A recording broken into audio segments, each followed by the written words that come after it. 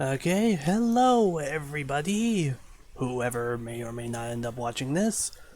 Today we're gonna be streaming Mario plus Rabbids Kingdom Battle in honor of all that exciting Mario plus Rabbids Sparks of Hope hype.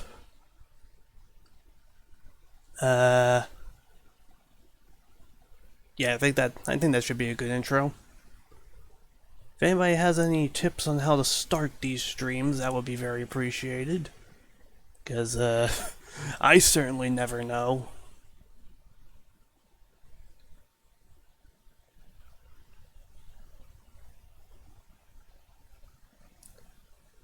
I find it weird that they put that giant wall of text disclaimer there.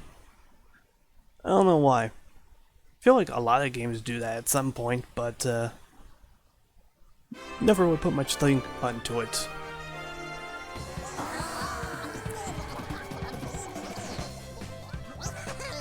Man, it's still so crazy to me that such an absolutely insane crossover like Mario and Rabbids could end up being not only actually kind of spectacular, but also end up being like getting a sequel that looks extremely cool.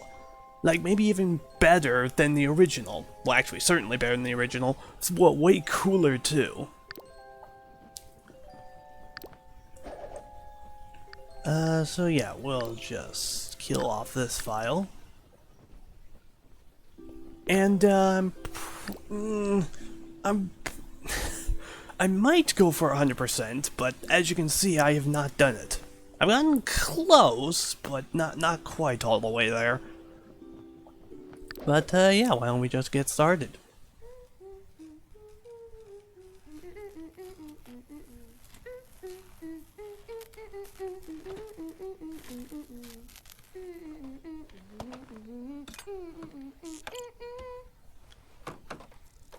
Now see, this girl is my waifu. Just look at all of that Mario memorabilia she has. That ought to fix the overheating problem. Can you believe it's been 3 months since Tech Magazine put me... us on the cover? The super merge takes item A and item B and combines them to create item C. Ugh, if only it were that easy. The article says nothing about dark matter, space-time manipulation, practical applications, nothing. I mean, the super merge could solve the energy crisis, Beepo. Watch.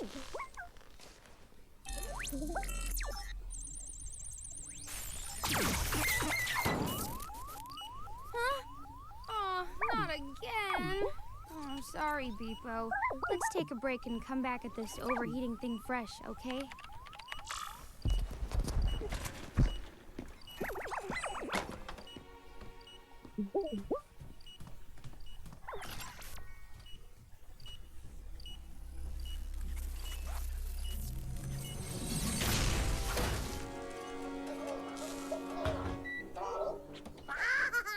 So for the uninitiated, this thing, which is basically a washing machine built into a time machine, was actually present in Rabbids Travel in Time. And I think it's a pretty clever way of trying to tie together Mario and Rabbids. It's also just plain funny. I'm sorry, I like these little guys. They're just so dumb.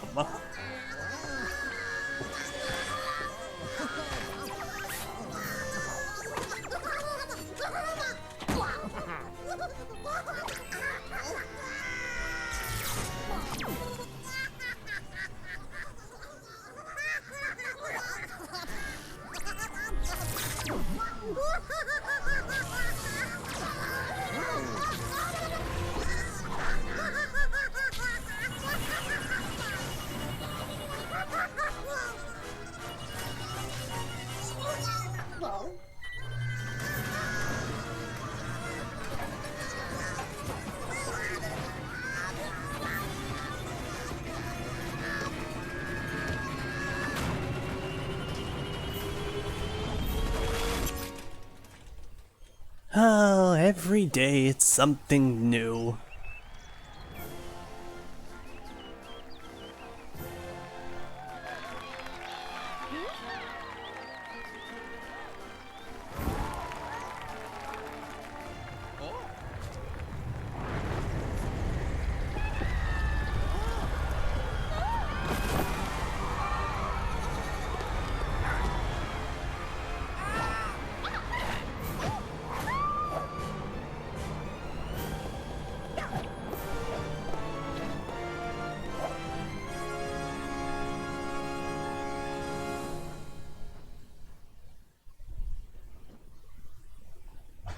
And thus the journey begins.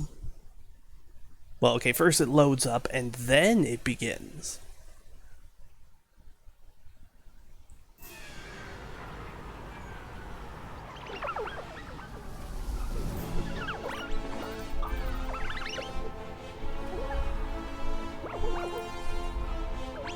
Why do I have ears?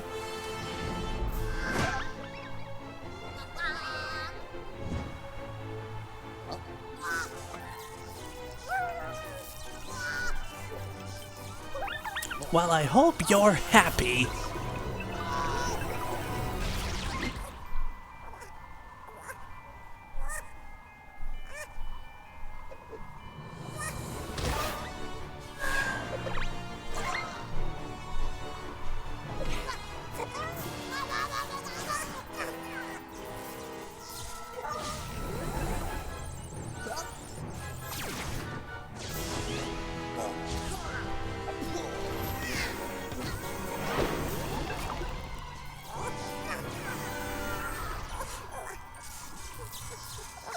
Stop that!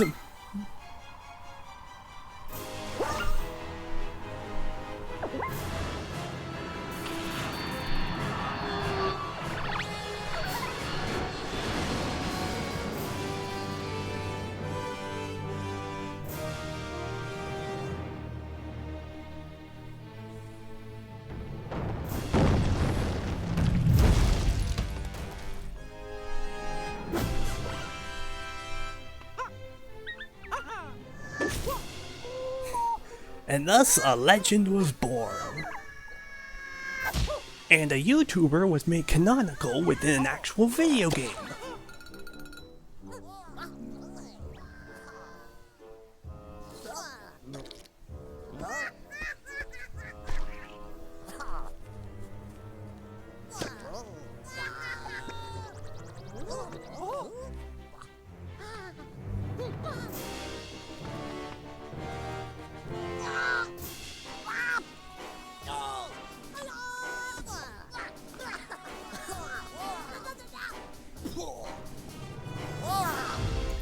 Ziggy! Dashing ne'er-do-wells! Oh, I just realized why they call them dashing ne'er-do-wells, because they attack with dashes! Oh, how did I not even think about that until now? Those Rabbids, they seem driven to cause chaos and mayhem! More so than usual, even! Unlike our two friends here, they seem to have been corrupted by that Rabbid wearing the Supermerge headset. Could it be the Supermerge headset was corrupted on its way to this world? If so, we're all in terrible danger. Mario, we must find that poor rabbit fused to the headset. He is the key. Save him. We might just save this world. World 1-1, Unlikely Heroes. So yeah, you got one viewer during that opening cutscene. Oh, that is a joyous occasion. Worthy of celebration. And furthermore, I have to ask, I wonder how on earth that opening cutscene will tie into Sparks of Hope. Will it?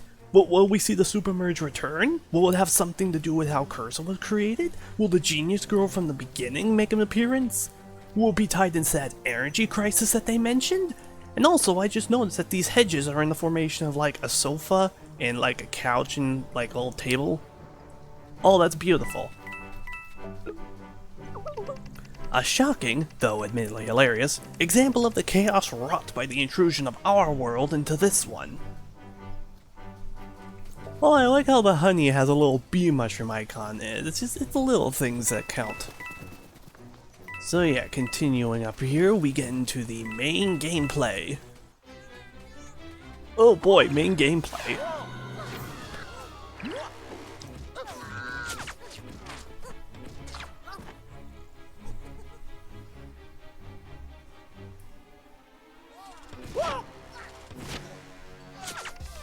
Help me! I can't get clear! Thank you so much.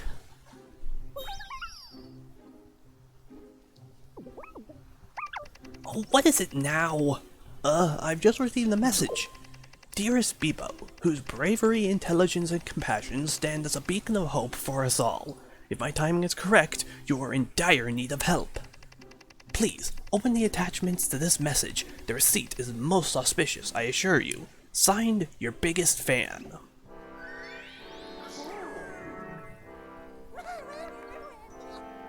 Oh, I've never seen a gun before.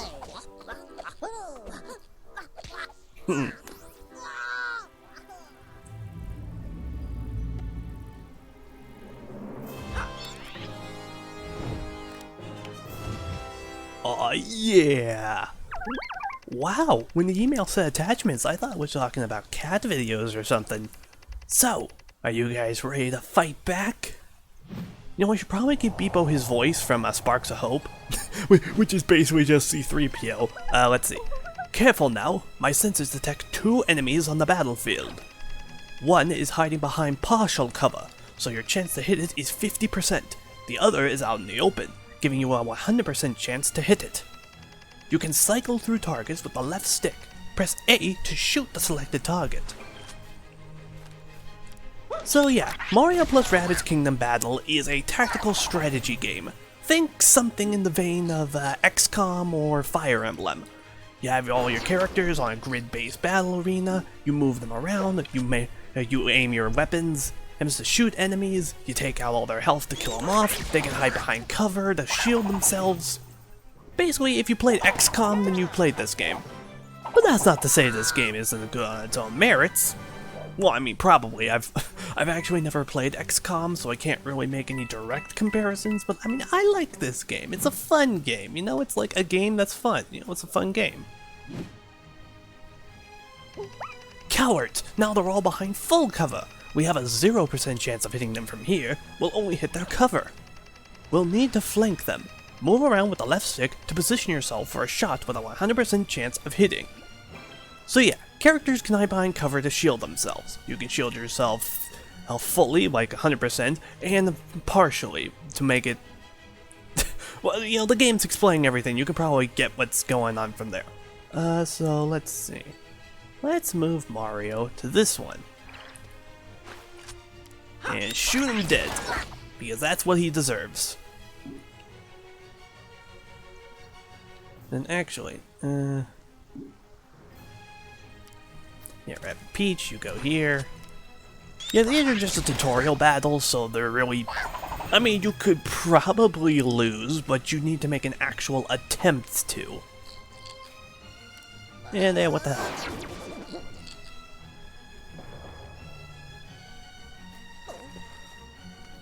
Also, on the enemy's turn, you can press the Y button to fast forward past them. Just in case you're, like, impatient, or you got something in the oven and you need to get back to it real quick.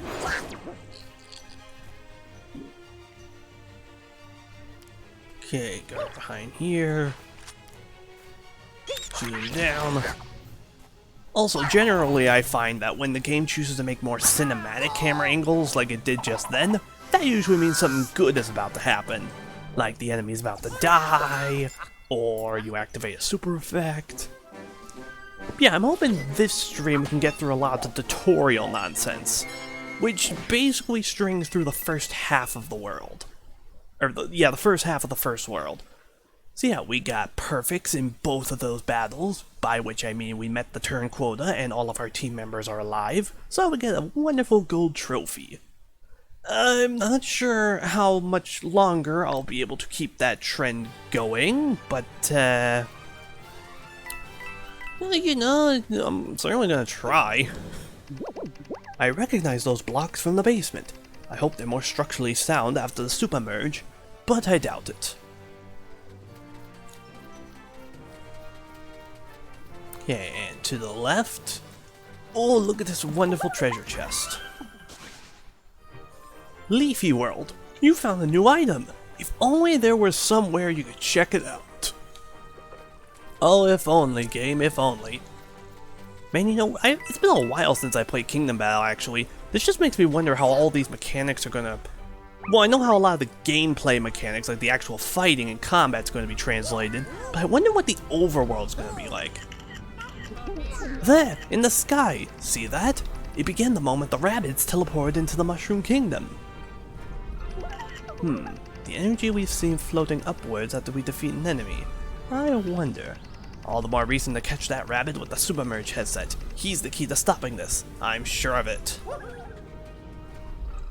But yeah, I know that the overworld does have some, I know some stuff about it. It's got a whole bunch of, like, NPCs that you can accept side quests from, that have their own, like, dedicated sub-areas that you can go to.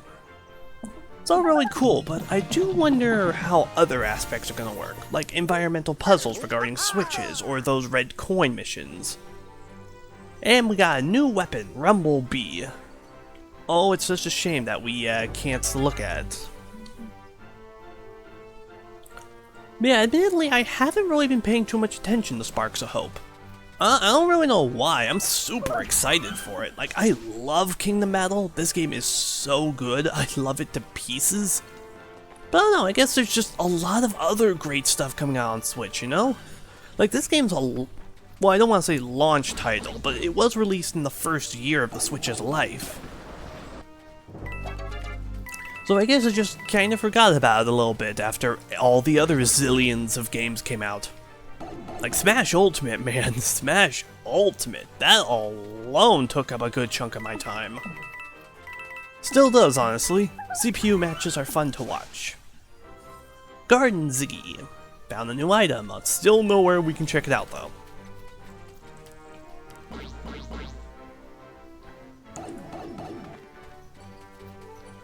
Yeah, oh man, I cannot wait to see how all of these mechanics translate to Sparks of Hope. Honestly, I just can't wait to play it, because I know, like, the overworld, apparently the movement and the camera system is a lot more free. I don't know if you can, like, point the camera upwards, but, you know. New item, Mario. Yeah, oh, it's only a month away. Hopefully I'll be able to get this game done in time for it. Oh, and maybe I could stream it blind. You know, cash in on all that epic, momentum, that algorithmic momentum of everybody looking up Sparks of Hope stuff, and they also see my stuff, and they're like, hey, this stuff is, you know, it's sorta shit, but it's only sorta, you know?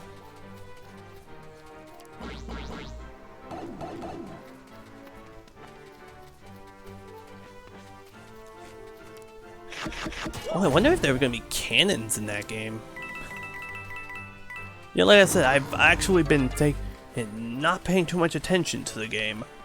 Probably a whole bunch of stuff I don't even know about. But I mean, hey, that make a blind playthrough all the more interesting. Let me go down here. Oh, hey, what's this? My sensors tell me they're practicing for the Mushroom Kingdom Star Cup. Has there ever been any... Well, actually, there was volleyball in Mario Sports Mix, I know. And also, I think a few Mario parties. Greetings, sweet golden perennial of the prairie. We are... Why did you do that? After that strange creature with the headset got here, those guys have been nothing but bad news. I assure you, these rabbits are not like their colleagues. Oh, well, if you can stop him, I'll happily reward you. He's zapping his brethren left and right. Turns them real nasty. I don't suppose you would come with us to help. Sorry, folks, but it's time this flower took things underground. World 1-2, Flower Bud. Not sure why Bud was in quote marks there. I guess we're not really friends with him.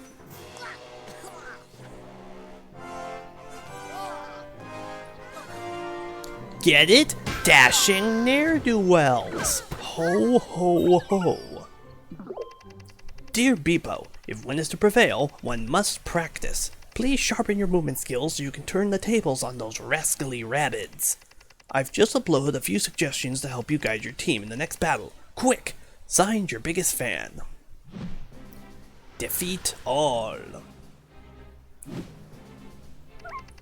You can deal damage while on the move by performing a dash. Select the cell with an enemy and press A. Also, you can cover more ground with a team jump. select the cell with an ally and press A. How about an epic combo? After you dash an enemy, perform a team jump with an ally. So, these are our movement-based attacks. Firstly, we have the dash. Move a cursor over an enemy, that little starburst appears, and you will dash directly into them, dealing some nice chip damage. Generally, it won't be powerful enough to kill an enemy unless they're like stupidly weak, but you know, chip damage is still pretty useful. Okay, now let's move you. This one. I probably shouldn't be putting too much thought into these battles, considering they are, you know, tutorial battles.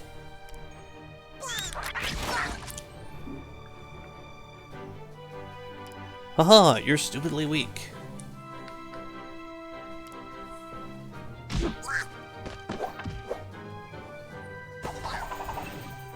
Man, I cannot wait to try out the movement in Sparks of Hope. Because, like, you don't have the grid-based system, you're still only able to move in the range, but it's like free movement. You can move wherever you want, so long as it's within the range. And you can, like, interact with certain objects, like bombs. You can dash into them to arm them and then toss them at enemies. And then, of course, when you do a team jump, you can also grab onto Beepo to glide around for a bit. It's just... the game's just cool, alright? I'm sorry, I know I did this a lot with Pikmin 3, where I was just like, oh man, I can't wait to see how this, that, and the other thing too translates to Pikmin 3, or Pikmin 4. But, like, I'm doing this in honor of the new game coming out, okay? I have to spend some time just like, oh man, I wonder about this, oh man, what about that, oh man, what's that gonna look like? Oh, this is gonna be so cool when I see this in the new game. It's just how I operate, it's just my natural state of being, okay? Oh, I'm so excited though. Oh, I'm so... okay, focusing on this game, Press that button, that cannon's active. Oh, I wonder if these rabbit pipes are gonna be in Sparks of Hope. Oh, I hope they are. They're kinda disgusting, honestly. But they're also pretty cool concept. I want to say that the rabbit pipes were actually inspired by the clear pipes from 3D World. Not sure about that one though. Rabbit Peach, okay. Grab this coin. Grab all of these coins. Onward!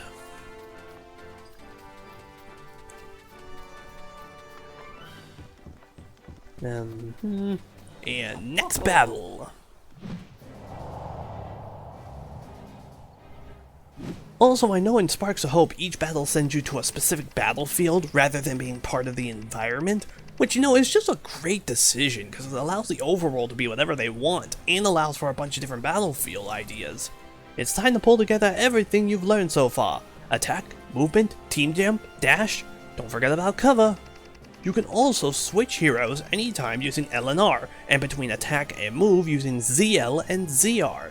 Do your best.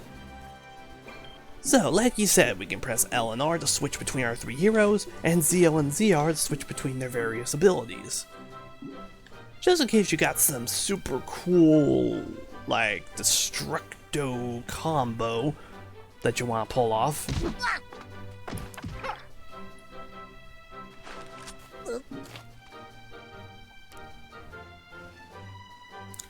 Yeah, you get over here.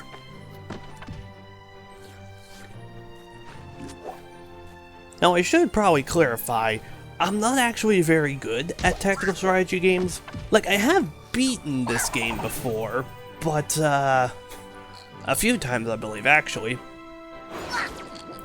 But, you know, I'm still not exactly the smartest when it comes to these sorts of things. I'm not very good at planning ahead, which, you know, is a very, very important skill to have in these sorts of games.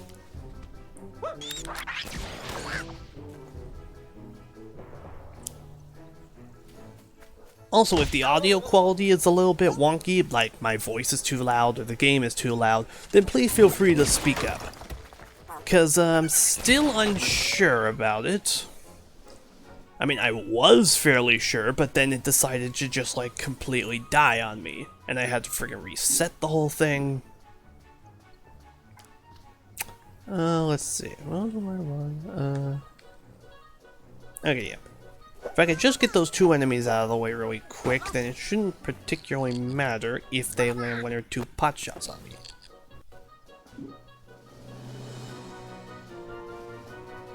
Also, sorry, the audio just got very staticky for a brief moment. So,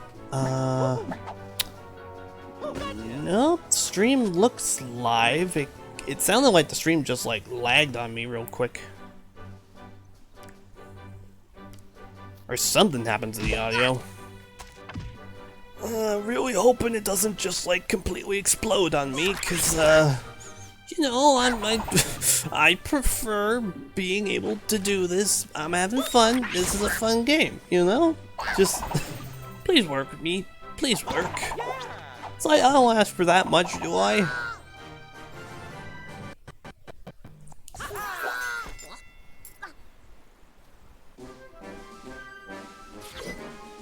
I just did it again. Oh god, it's gonna keep sporadically doing it and freaking me out every time, isn't it? Oh good, another gold trophy, oh boy. That's probably a trend that's not going to continue. Mario, the creature with the headset got away, but I suppose you did clean up his mess. And being a plant of my word, looks like I owe you a reward. Ahem, our good friends Rabbid Luigi and Rabbid Peach helped as well. Yeah, great.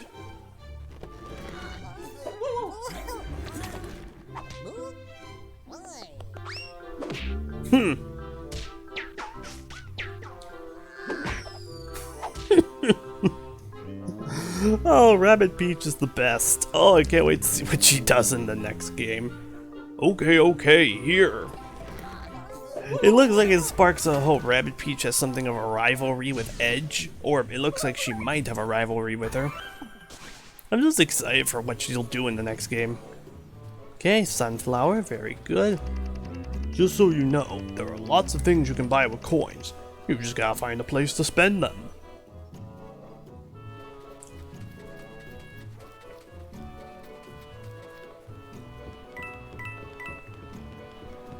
Indeed, there is a place where we can spend all these coins. Let's see, can't do that yet. Up around here. Down this pathway. Oh hey, it's the first of these things. These... You know, I guess these could kind of be predecessors to the side quests of Sparks of Hope. Mario! Oh, I'm sorry, I need to get into the Toad voice. Mario, thank goodness you're here! Yours is the first friendly face I've seen since the Mushroom Kingdom turned into this mess.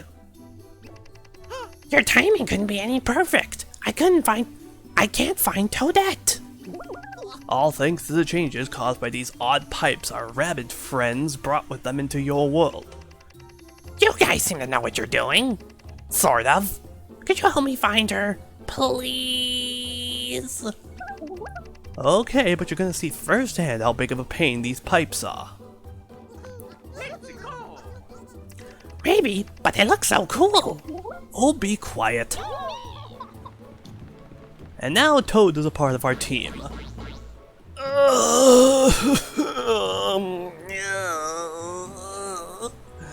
I'm groaning because Toad's gonna be a part of our team later, and when he is, it's not a fun time. Okay, I'm all done now. I'll save the brunt for the complaining for when we actually get to that point, which hopefully won't be at least until the next stream, or maybe even the stream after that.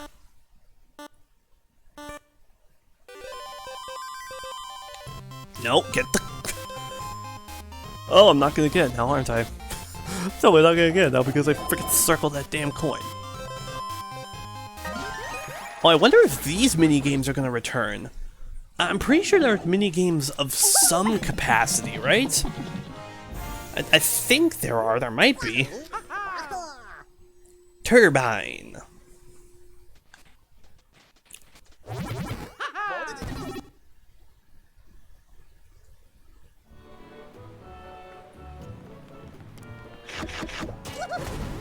Okay.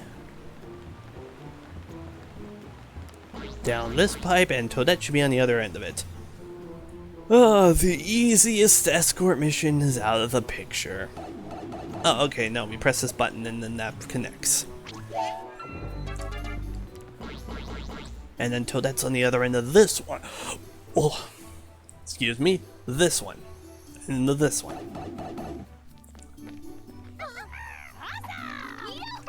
Oh, God. Toadette, I'm so glad you're okay. Oh, I'm fine. Who I'm really worried about is Princess Peach. Mario, can you go back to Peach's castle and make sure everything's alright? Toadette's voice isn't quite as croaky as Toad's. I don't think it is. How's she sound? I'm the winner! Something like that. Certainly not. We need to find before another message. Congratulations on getting this far. A wise man once said, if I have 3 hours to chop a tree, I will spend 2 of them sharpening my axe. I urge you now to return to Princess Peach's castle and do just that.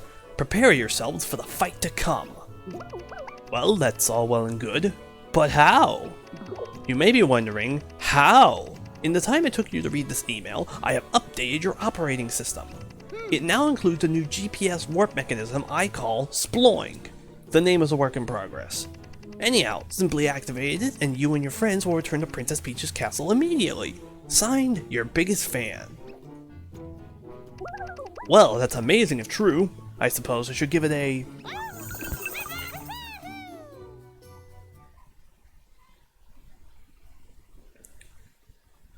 Also, yeah, it has not gone staticky on me for the last couple of minutes, so I'm hoping whatever that was just a fluke.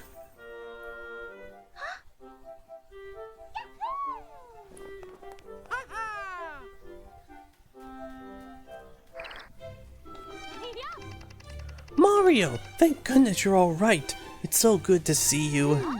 You've probably noticed this, but the Mushroom Kingdom's been torn apart. You have to do something, Mario. Oh, who are your new friends? Allow me, Your Highness. I am Beepo, an autonomously intelligent scientific research and operational system. I see. And we call this one Rabbid Luigi. And this is Rabbid Peach. She's taking her cosplay a bit too seriously, I'm afraid.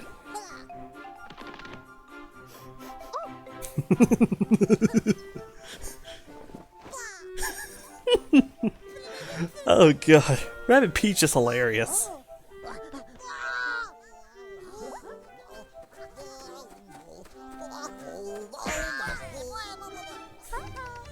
Yes, their friends are also quite, spirited, as you can see.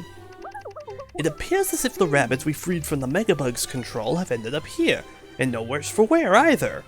Also, I find it interesting how they just sort of dropped the name Megabug, which is the name of that giant swirly vortex in the sky that we saw earlier, you know, the portal that everybody fell out of. And yet they never really bring it up, they just sort of use the name as if we all know what it's supposed to be called from the get-go. That's right, they keep popping in just like you did.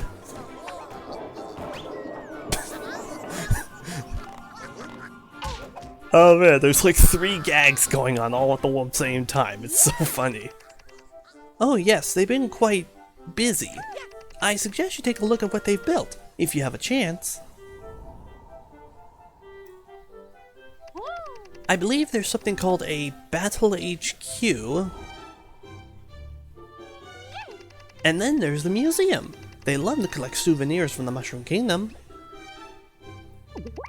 Come, let us see for ourselves what your rabbit cousins have been up to.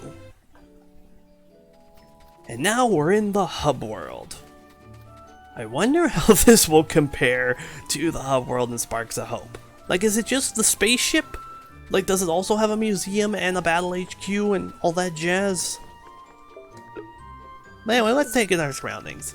It took the Mushroom Kingdom Department of Public Works 3 years just to get the permits for this statue. Ouch. Also, how do you know that? We just got here. Wait, silver chest. It's only kind of good then. Ancient Gardens version 0.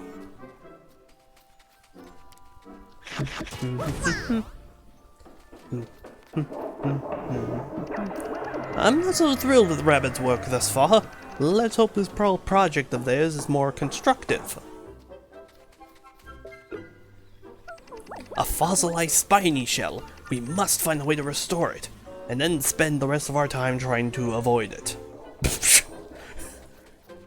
Yeah, that's a solid plan right there. The Rabbids here are so excited by our adventures, they've taken to collecting souvenirs on our behalf.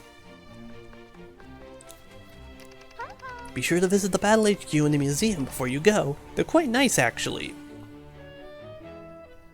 Oh no, the game's hovering over them again. I can't skip it. Oh dear, what am I... Oh, I can't pause it, though. Yeah, that's certainly useful.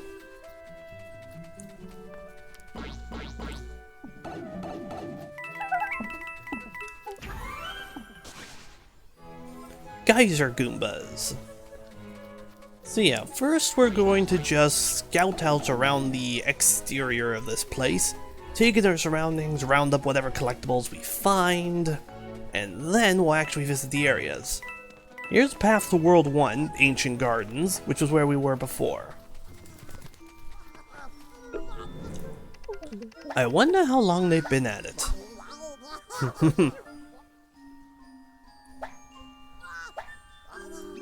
Man, I love how funny the Rabbids are in this game, because a lot of the time their humor is mostly boiled down to toilet humor and them screaming. But no, in this game they have a lot of really solid physical comedy. Like the sort of cartoony stuff that you would expect from, like... I hesitate to say Looney Tunes, but I don't know, that might be a good comparison.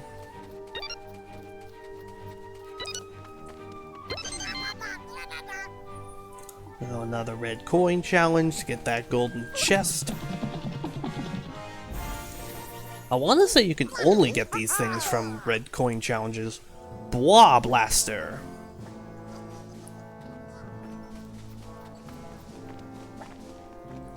Also, I believe golden chests will only give you new weapons.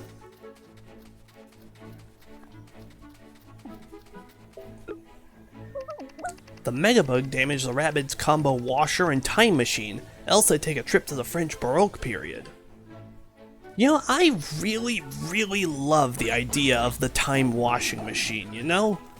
Like, there's a lot of different time machines in various pieces of media.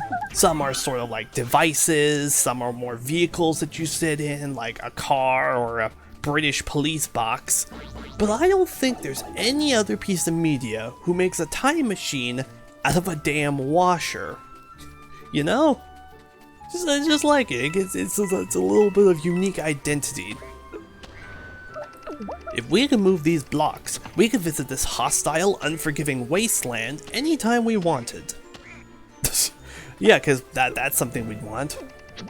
They're going for the all-time record of 1,073,204 headers in a row. So far, they have 7. 1, 2, 3, 4, 5, 6, 7. Oh hey, they actually do make 7. And that is some good attention to detail. Good on you, Ubisoft Milan. Or Milan. Pretty sure it's Ubisoft Milan that developed this thing. Fascinating. My sensors detect a near-field communication. Let's return later. Well, that makes me wonder what amiibo functionality this game will have. Because there are amiibos for all the different Mario characters here. There's Mario, Peach, Luigi, Bowser, Rosalina. Edge is the only one who doesn't have an amiibo equivalent. There's Toadette.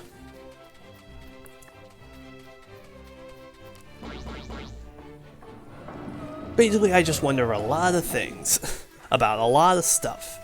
It's somewhat detrimental on occasion. I mean, you know how it be. You know, it's... Anyway. Poor thing. I don't sleep myself, but if I did, I'd probably dream about intelligent machines taking over the world. Oh, okay, just casually drop that, Beepo. If we could unlock these gates, we could visit this haunted slum of unimaginable horrors anytime we wanted.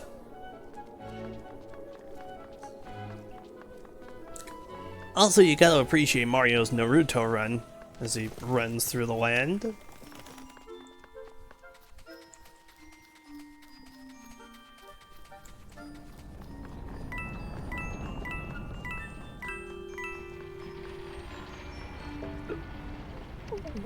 If we could smash these blocks, we would visit this deadly industrial hellscape as much as we wanted. Oh yeah, that's another thing. This game just sort of uses the word hell on, I want to say 2 occasions, but there might be a third one somewhere in there. Anyway, now that that gate's open, we can loop around this whole thing unimpeded. And now for the main event. Battle HQ. Pixel Pack unlocked. Cool, vintage pixelated. The Pixel Pack weapons are available for use. So, funny story about that, but first, team selection. So, here's where we select all of our playable characters, including our 5 unlockables, who you probably are able to guess just by looking at their silhouettes. As for our main trio, we got Mario, who will always be in your team no matter what. Something they changed in Sparks of Hope that I'm honestly very happy they did. Then there's Rabbids Peach and Rabbids Luigi. And what did their descriptions say? Text is very small, actually. Mario's offensive talents make him a natural choice to lead the charge in battle. He's a mid to close range fighter with excellent mobility. A proficient healer and damage dealer when this defense-oriented prima donna takes the battlefield, she keeps one eye on the enemy and one on Mario. Oh there, Rabbids Peach's crush on Mario. I completely forgot about that. Rabbids Luigi is a defensive specialist who can leverage the unpredictable elemental forces that surround us all to great strategic effect. So yeah, info, here's their HP, here's the area of movement, here's their air range when they exit a pipe, how far they can team jump, how much damage their dash deals, and what their primary weapon is. Mario and Peach's stats are identical right now, and Rabbids Luigi's is only different because his HP is slightly lower, his dash is slightly stronger, and he has a different primary weapon. But yeah, these 3 are the only ones we have, so they're in the team by default. As for weapons, we got Mario's blaster. The default is Lightning Shark. When there's a storm at sea, the sharks are the first to know. Hell in a Shell. No turtles were harmed in the making of this high-powered weapon. Bois Blaster. Like Van Gogh, Rabbids often practice their craft with tortured tributes of themselves. Rumblebee. Allergic to evil. Want the latest buzz in Rabbid technology? Feel the sting of the Rumblebee. And the Fragmenter. Weapons powered by an 8-bit CPU may not seem strong, but foes will be blown away by the creativity this gun fosters during combat. So, to explain these stats, all the weapons in this game can deal within a range of damage. So, for example, the Fragmenter can deal anywhere between 30 and 40 damage. There's also the chance that a weapon has a higher chance of triggering a super effect against specific types of enemies. In this case, the Fragmenter has an increased 30% chance of triggering its super effect.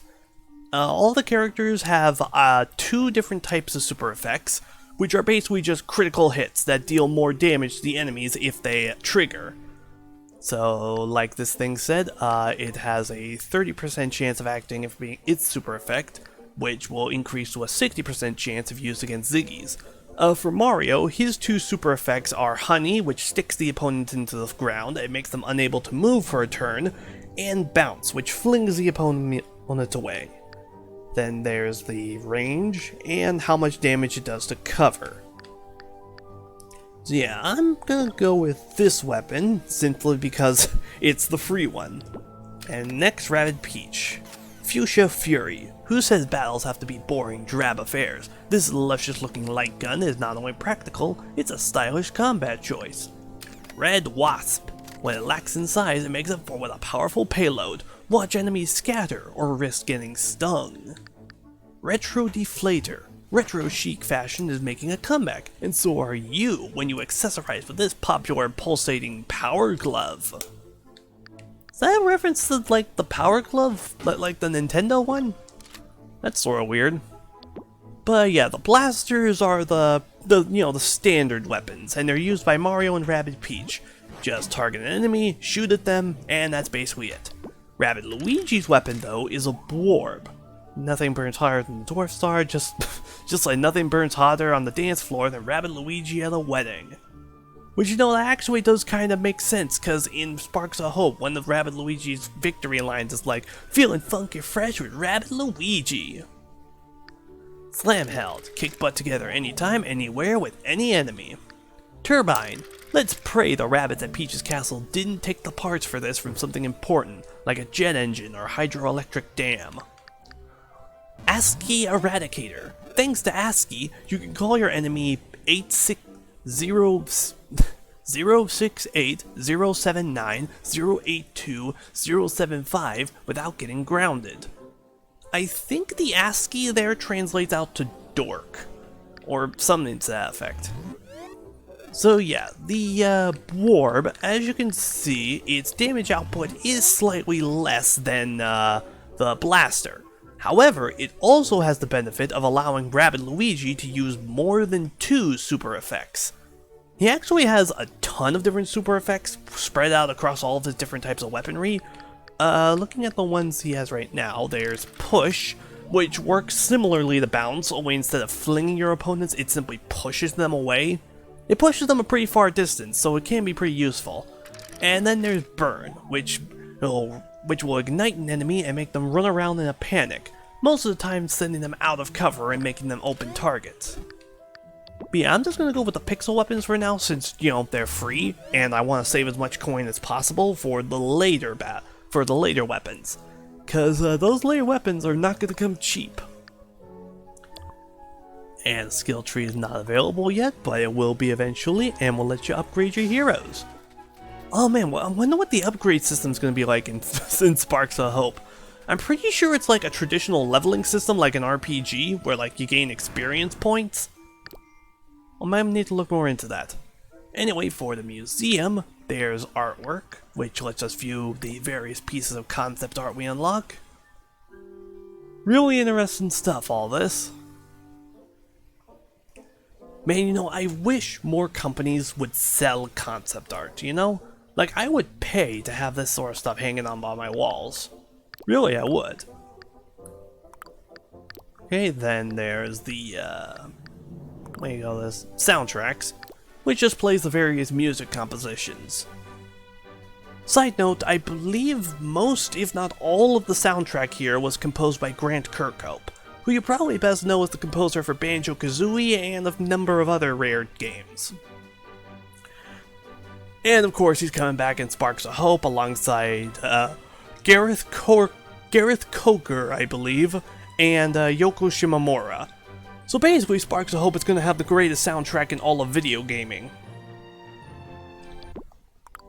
Okay, then we have the 3D models, which are basically trophies from the Smash series, showing various 3D models of the characters. But, it doesn't have descriptions, so that's unfortunate. I'll give a more in-depth look at all of these later once we have them all. And then there's the tarot cards, which, gotta be honest, I'm not entirely sure what the point of these things are. Cause, you don't actually unlock any of them until the second half of the game. And they don't really serve as much of a purpose as the others, concept art, music, the 3D models. Those all make sense, but this one it's kind of weird, I guess. But regardless, now that we've finally done all that, we can finally continue on with the story. Aha! Look over there! These clever Rabbids have outfitted a cannon so that it can launch us back to the ancient gardens.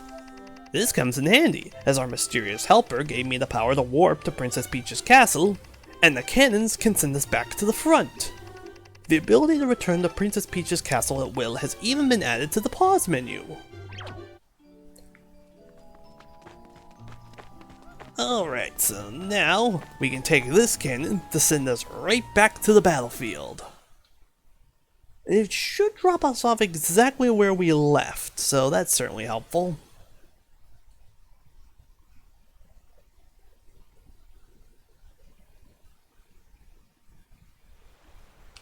There we go. Yep, we're good.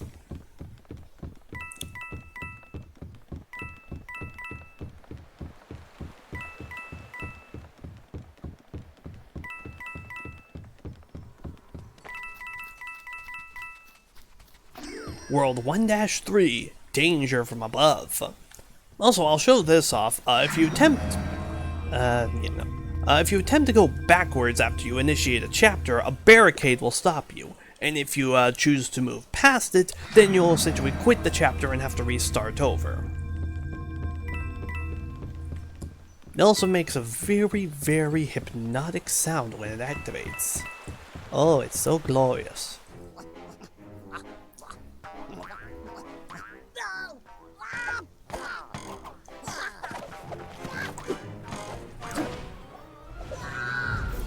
Hopper! Team Jumping Jerks!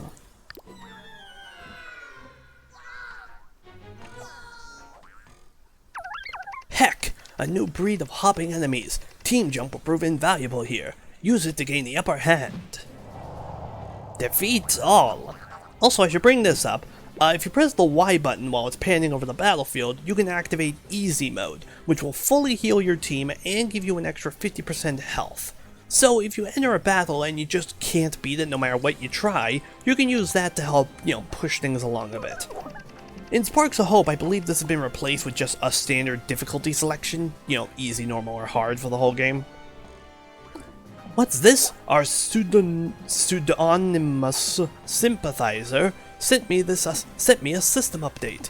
From now, before combat begins, you can choose whether to leap headlong into the heat of battle, or take time to carefully plan your strategy first, thanks to this new app called, Tacticam. Try it! So yes, now we can access not only the Battle HQ immediately, or jump headlong into the fight, but we can use Tacticam, which showcases all of our characters' different abilities. You can see the stats for your characters, see how far their movement will go, see where their blaster will hit. You can, let's see. Oh yeah, you can use the Y button to lock it into place while you look over their entire range, and you can do the same thing to the enemies. So, Garden Ziggies, they have 50 health, Blaster, they dash. Garden Hopper, they have the Team Jump, but their damage does more damage, or their Blaster does more damage. So yeah, this is pretty helpful when you want to plan out your approach. Of course, I'm not very good at planning out an approach, so this is gonna go well, is what I'm saying. Anyway, shoot on this guy, and hey, our first super effect, critical honey. Yes, because remember, Mario's blaster has a 30% chance of acting that thing normally, but if used against the Ziggy, it's raised to a 60% chance. Oh, such wonderful strats. Gee. Oh, I probably should have kept her on the ground, so I could try and aim a shot off of one of these guys. Oh well. Yes, I have to reiterate this point. Not very good at thinking ahead. But hey, I can show this. If you've run out of moves that you can perform, then the game will allow you to move on to the enemy's turn. So for example, I literally can't shoot anything. So we'll just press the Y button and pass it on to the enemies. You can technically do that anytime, but when you don't have any available moves for you, then it'll start flashing and blinking and be like, hey, Dillweed, you kind of worked yourself into a corner here? Why don't we try and fix this, huh? Damn it! Stop picking on Rabbid Luigi! He's just an innocent YouTuber trying to get by in life.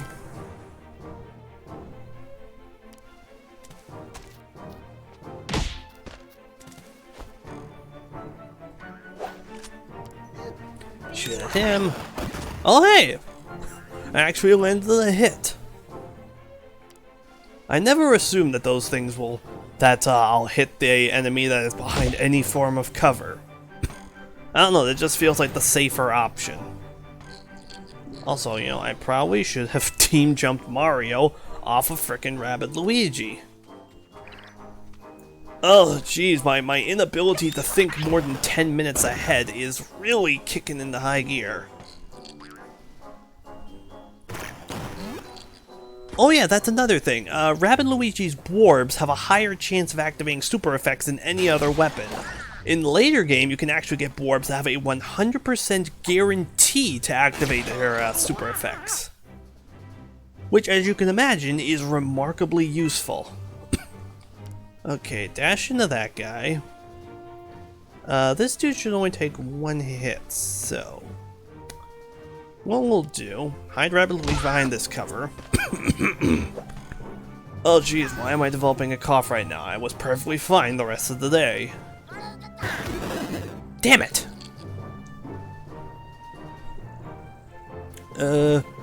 Mario goes behind this one. You try and shoot. Damn it! Okay, Rabbid Peach, end this. Oh, actually, this might not work. Oh, thank God it did. Yeah, there was not a guarantee that would have killed him. I was playing with fire. But yeah, I'm at least hopeful that some of my blunders will end up proving to be mildly humorous for some.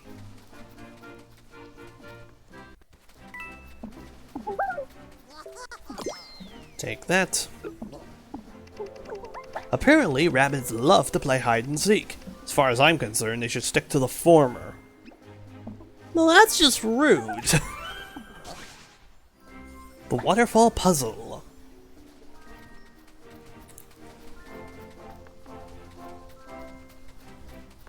Man, Grant Kirkhope did a wonderful job on the soundtrack of this game. On the plus side, his backside has got to be extremely clean by now. Alright! Reach the area. Beware, this area seems quiet, but my sensors detect the presence of lots of hidden enemies. It'll be impossible to defeat them all. Let's focus on reaching that safe zone at the end of the battlefield.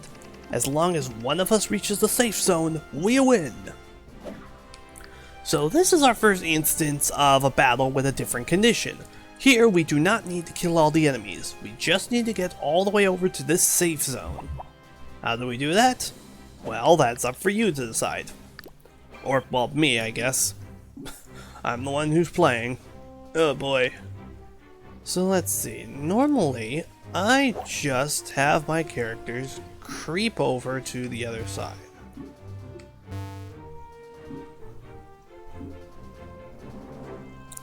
Yeah, Mario, you go over here. I guess shoot one of these guys.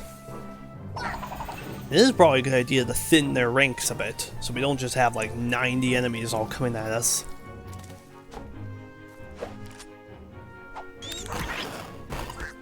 Murder you. And nothing else I can do. Yep, just fast forward that. Oh, but now there are enemies spawning. I should also bring up that you can use the Tacticam while you're in the middle of a battle, and you can hover it over these little bunny ears to see what enemies are about to spawn. Just so that you know what you're about to go up against. Now let's see.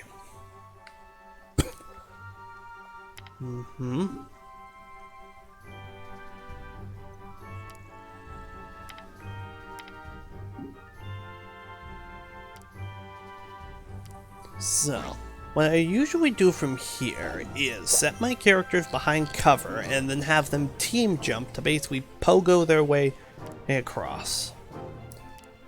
Ducking in and out of the cover as we go. Yes! Whoopsie!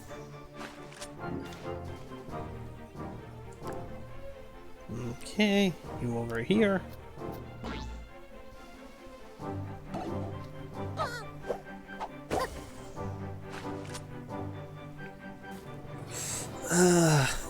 Now see, I have a dilemma. Do I kill this guy and kill him, or do I start doing damage to this other guy who has more health? Shoot that guy. I feel like that's the smarter solution, you know? Like, you have a weaker enemy, pick on them. And our line of sight is blocked. Though we probably should still be able to destroy that cover. Whatever.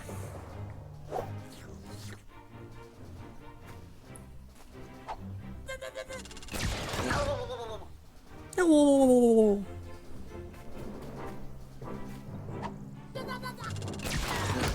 You know, this game is also pretty good for the people that don't like the Rabbids, simply because it's a game about shooting them.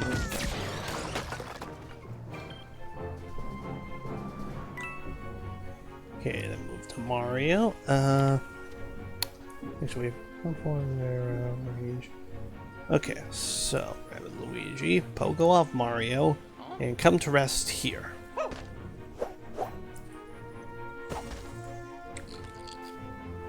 Yeah, shoot that one.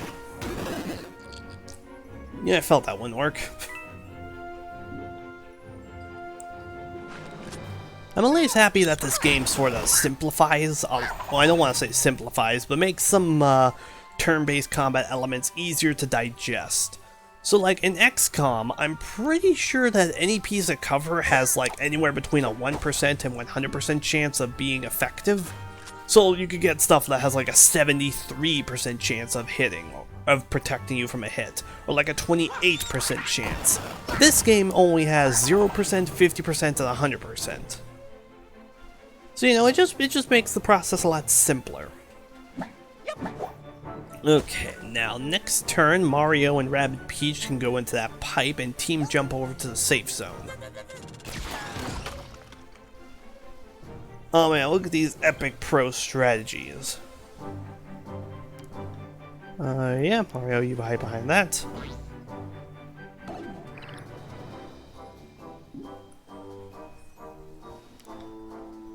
Then Rabbid Peach, spring directly into the safe zone. Yep.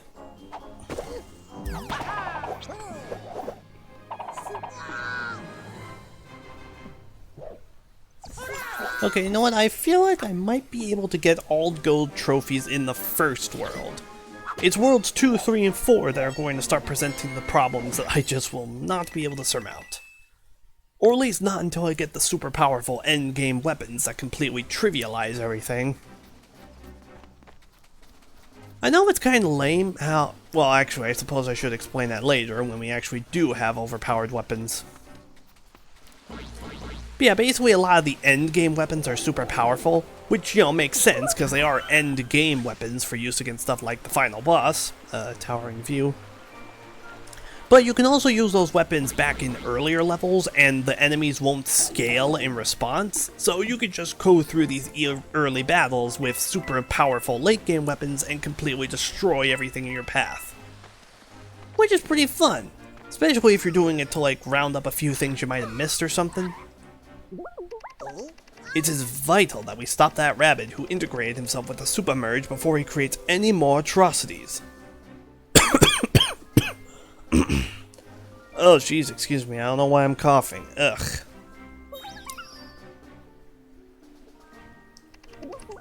I've received another message from our mysterious friend. Let me read it to you. Congratulations, Beepo. You have successfully led your party through trials and travails worthy of Odysseus himself. Finally, someone gives me the credit I'm due. This, of course, is mainly due to Mario and your rabbit friends, whose skill in battle you vastly underestimated.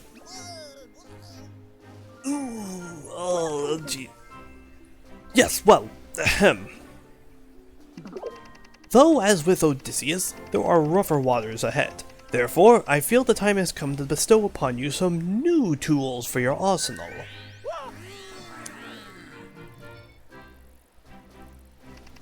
Henceforth, in addition to being able to move and fire upon your adversaries, you will each be able to perform one other action during the natural course of combat. To Mario, I have given the gift of Hero Sight. When activated, he will be able to strike at foes within range, even outside the normal succession of events. To Rabbids Peach, I give the gift of Shield. When used, it will ward against most weapons damage. To Rabbids Luigi, I grant Super Barrier. It protects against enemy super effects and can also reduce damage. As for how to most effectively use your new gifts, I leave that to you to discover for yourselves. More gifts will come in the future, I hope. With anticipation, your biggest fan.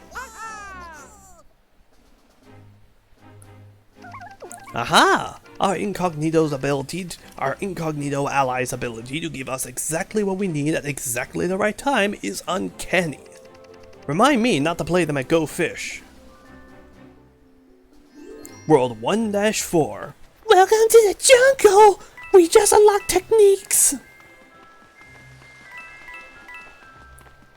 But yes, we now have access to our techniques, which we will be able to use in this upcoming battle. Check out those suspicious covers. They have the same super effect symbol most weapons have. They look ready to explode, or something. Let's avoid using weapons within close proximity to them. So, a few things to note here. First of all, here we have our introduction to cover blocks, or I guess super effect cover blocks. Basically, any block that features a symbol of a super effect, if it goes off while somebody is using it as cover, they will get the super effect.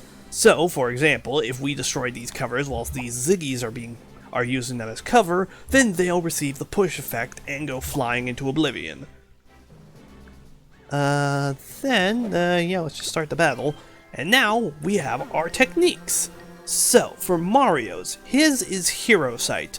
Basically, if any enemy gets moved into his attacking range, which is this this giant green barrier, he will be able to land an extra hit on them. This is even if the enemy doesn't... let's see, what do I want to say? Basically, once this thing's active, any enemy that moves into this range for any reason whatsoever will get an extra attack by Mario. This includes whether they move into it of their own volition, or if they get pushed into it by some type of a hazard, whether it be a hazard somewhere on the battlefield, or one of your allies' attacks. It's pretty darn helpful. As for Rabbids Peach, hers is Shield. Pretty self-explanatory, just a shield that soaks up damage. Then for Rabbids Luigi, he has Super Barrier, which is also a shield, but also gives him the added benefit of negating any enemy super effect, which is pretty darn useful in a lot of cases, seeing as, you know, super effects are kinda disastrous. So, let's see, how do I want to... Okay, so first, Rabbids Peach, move over here. And we're just gonna get rid of these Ziggies right off the bat. Destroy the cover, they get pushed off, it deals 60 damage total, 30 from the attack and 30 from the push. Well, actually, I think it's 30 from the push and then 30 more damage for being knocked out of the battlefield. And 2 enemies out of the picture already. Very delightful. Now, where to place Ma?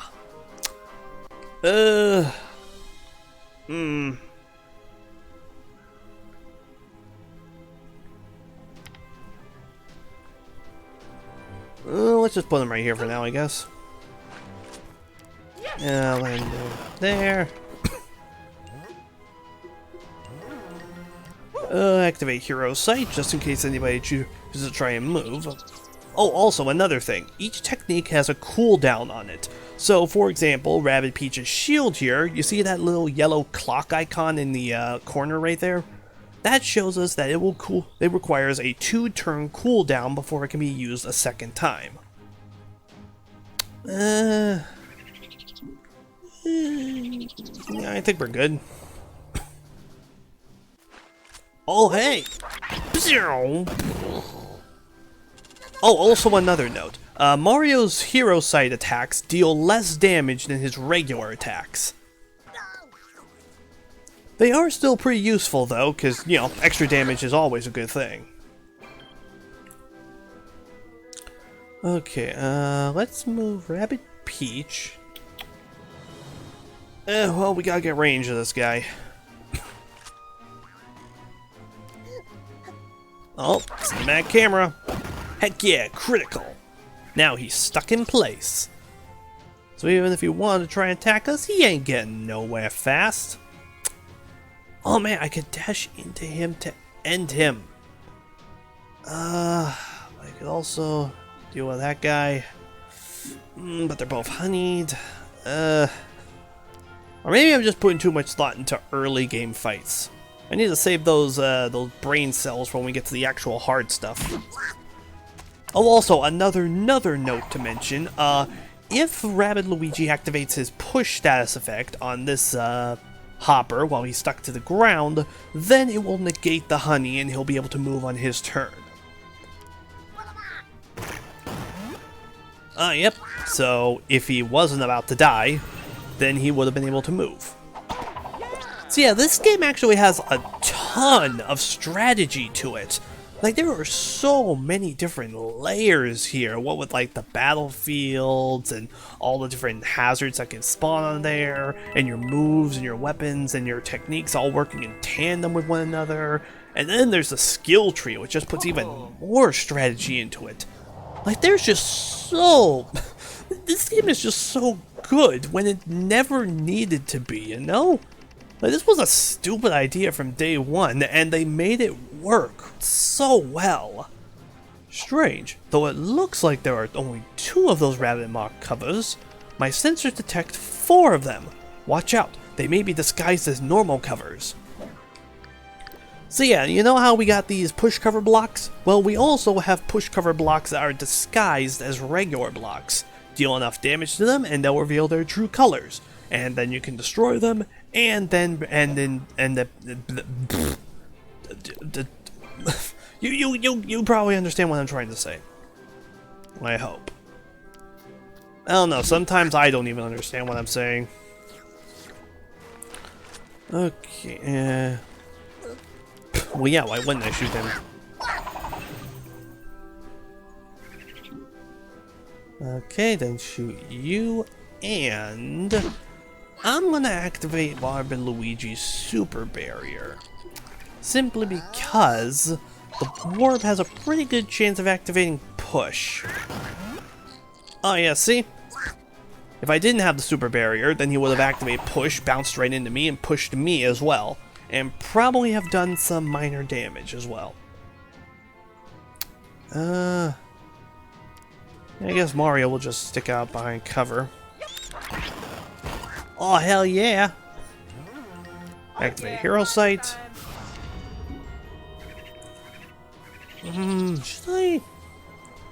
Nah, I probably shouldn't. I kind of want to because I activated everyone else's technique, but nope. Think strategically.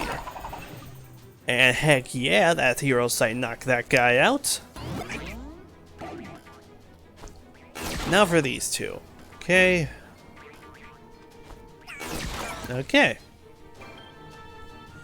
Okay, we're doing good, doing well, doing fine.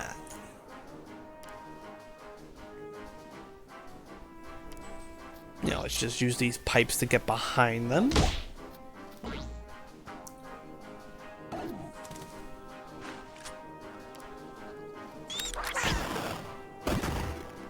Stick them to the ground. Nice.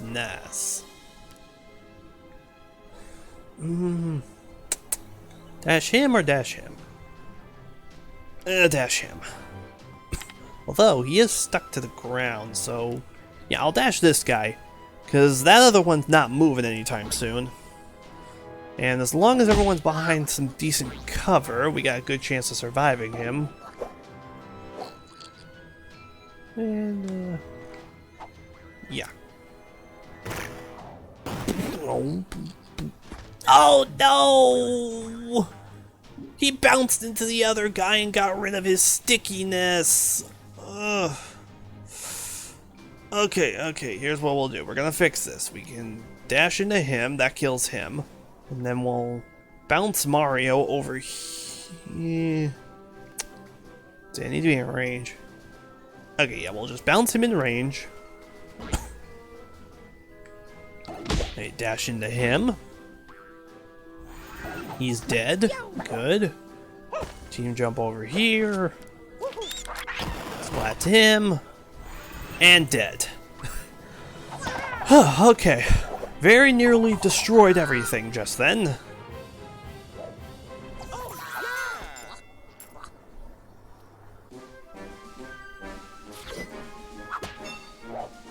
Perfect. Done and done. Okay, now let's just scope out what else is around here. There's this thing over here.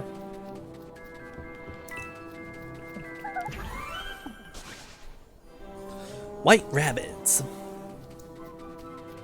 Also, I enjoy this piranha plant fused with the lamp.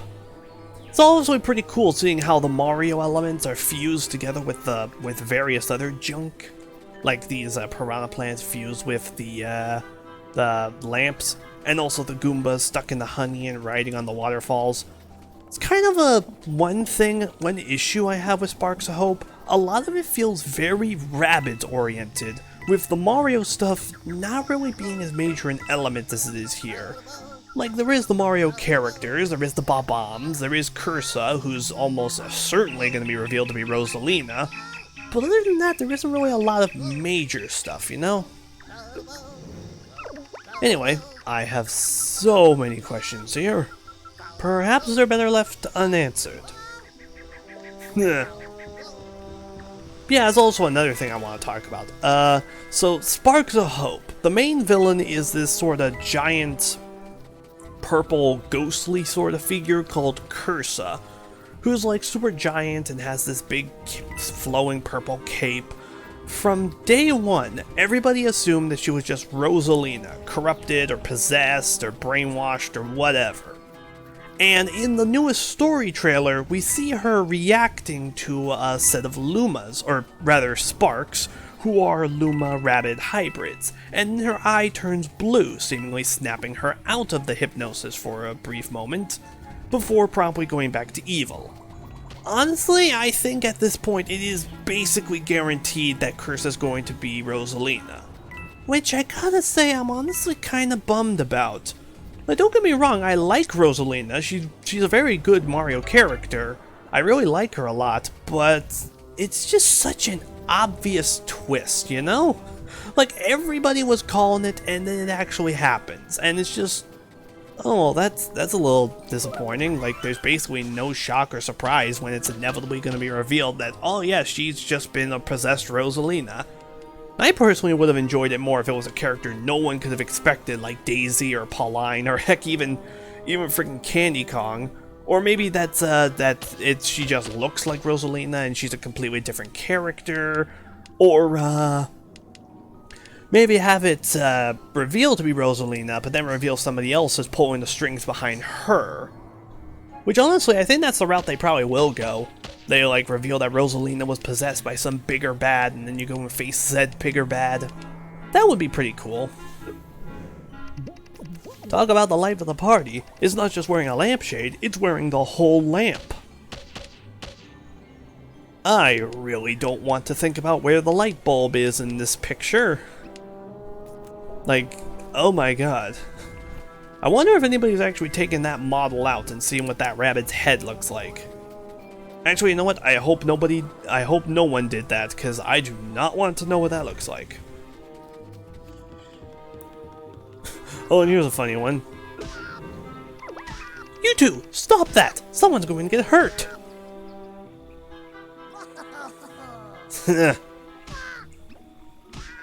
Yeah, these rabbits are sort of masochistic.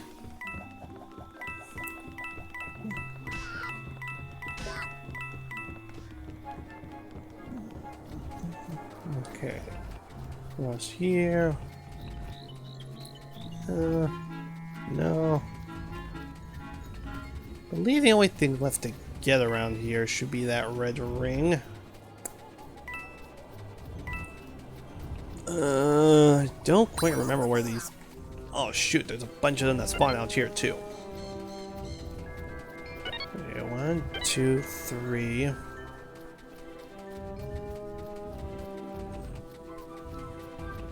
4, 5, 6, 7, 8. I believe if you miss those things, then they just respawn back to back. Like the ring respawns, and you get to try again. Okay, another weapon. For Rabbid Peach, the Rainbow Runner.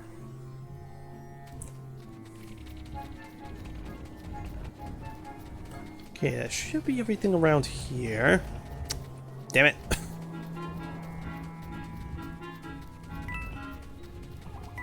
Go up here.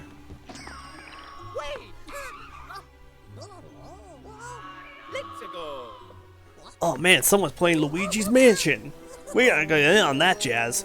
World 1-5. Brother, where art thou? Defeat all.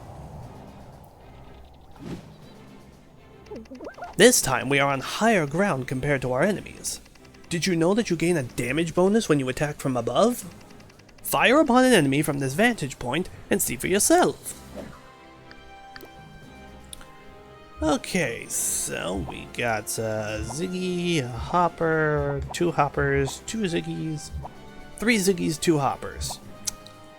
Okay, so yeah, like people just said, if you're at higher elevation than your opponents and you fire down on them, you'll actually deal more damage. So always try to aim for the high ground. Pull an Anakin Skywalker, minus the lava, of course.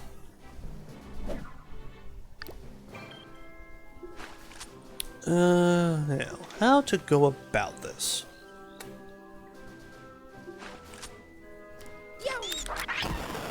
Yeah, another good thing about this game is that, well, obviously there's a lot of strategy here, as you can easily tell. A lot of it is, honestly, somewhat suggestionary, I guess. Just like you can think everything through, and you'll probably have a lot of fun doing it. But also, if you just sort of run in guns blazing, then things will work out pretty well. Up we go! Up we go! Alright, where are you? And now, if that's Ziggy, that's also at high elevation, robles around that corner, he'll get us, so... Gonna activate your shields.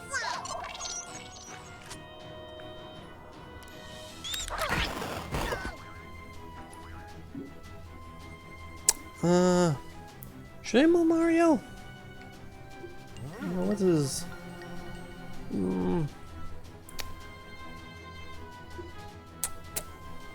Thinking over the options. Thinking over the options. Yeah, over here.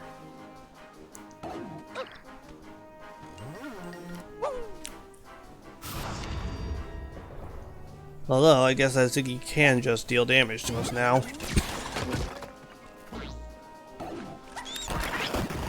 Oh, heck yeah, critical. Uh-oh.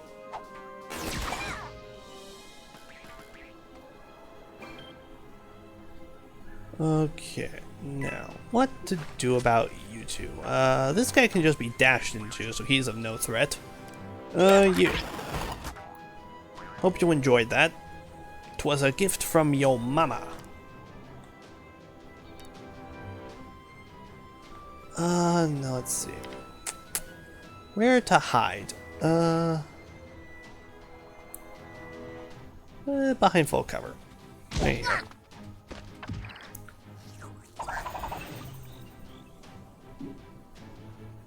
So yeah, if anyone has any really cool high pros strats or whatever, please feel free to tell me them.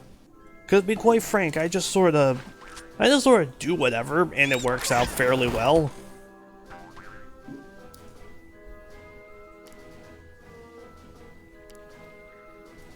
Ah, here we go. Yeah, I'll hide Rabbid Luigi behind here and then dispose of that hopper.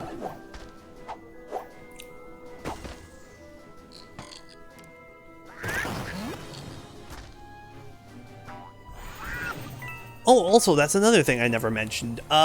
When a character performs gets a super effect active, or when a character activates a super effect, they can also occasionally get a golden shot, which basically means that the enemy will spit out a bunch of coins. Okay, now what to do with you? What to do with you? Move you over here, Mar. Let's see, can you land a hit on him? I would enjoy it. Thank you very much. Okay, through the pipe.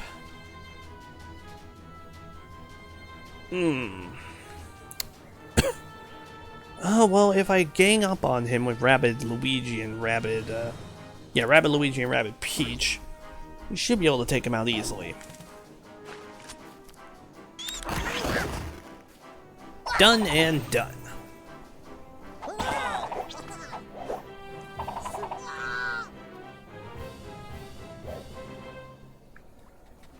Alright, anything I missed? Well, there's this random coin. Well, hey, 1889! I have 1889 coins right now. That was the year that Nintendo was founded. Yes, they are actually that old. Okay. Grab that mushroom to heal us by 70 points. Oh, it's a Luigi, #1. It's a Super Merge Rabbid, #1.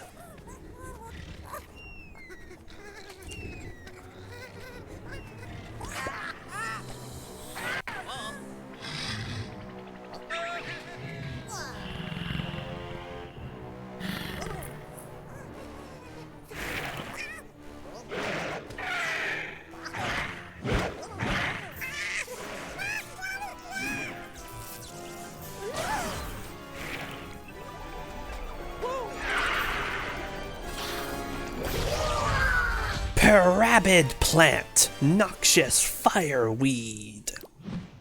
Defeat mid-boss. Okay, our first mid-boss fight. And no tutorials this time. We've now gone through all of the major tutorial elements that this game has to offer us.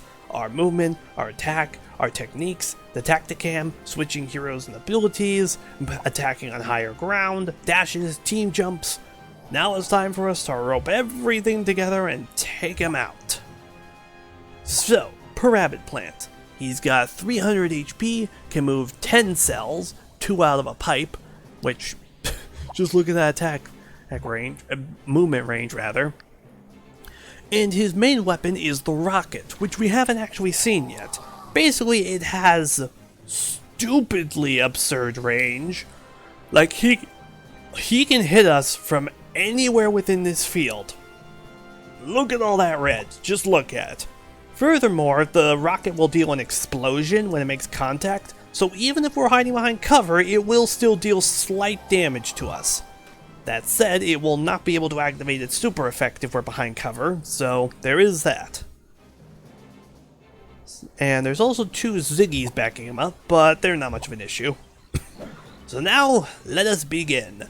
And as we begin, let's take a moment to appreciate the phenomenal mid-boss theme that Grant Kirkhope came up with.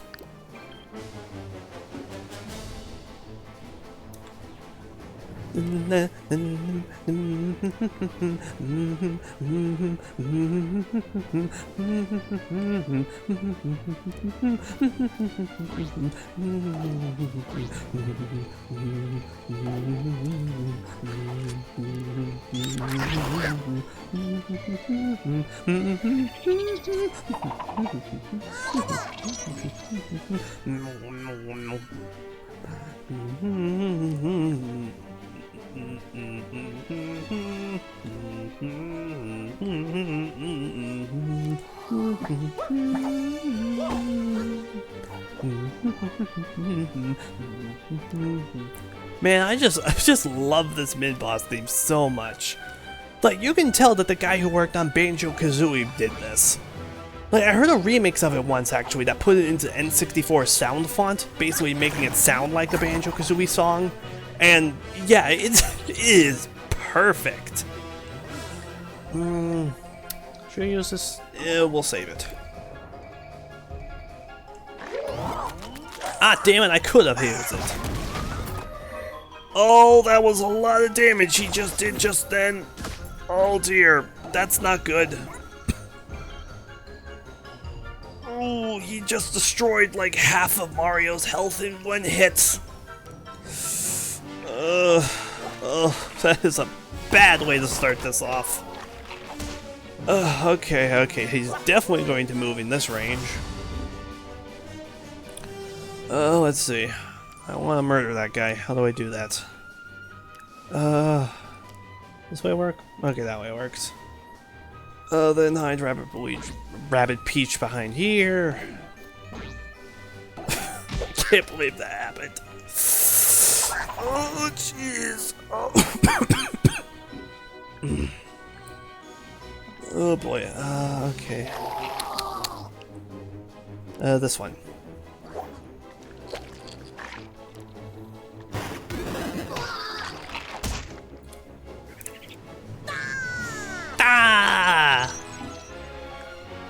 Well, I suppose now's a good time to finally mention, in Sparks of Hope, all of the Rabbids have unique...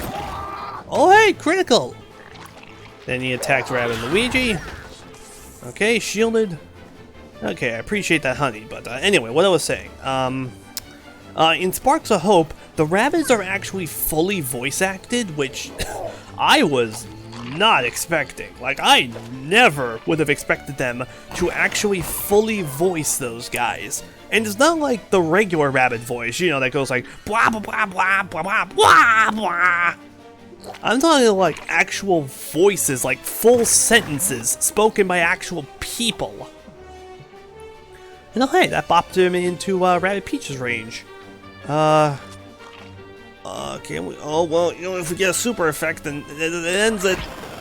Holy heck, we ended it! Oh man, that was a good fight right there. That was a good run of that battle.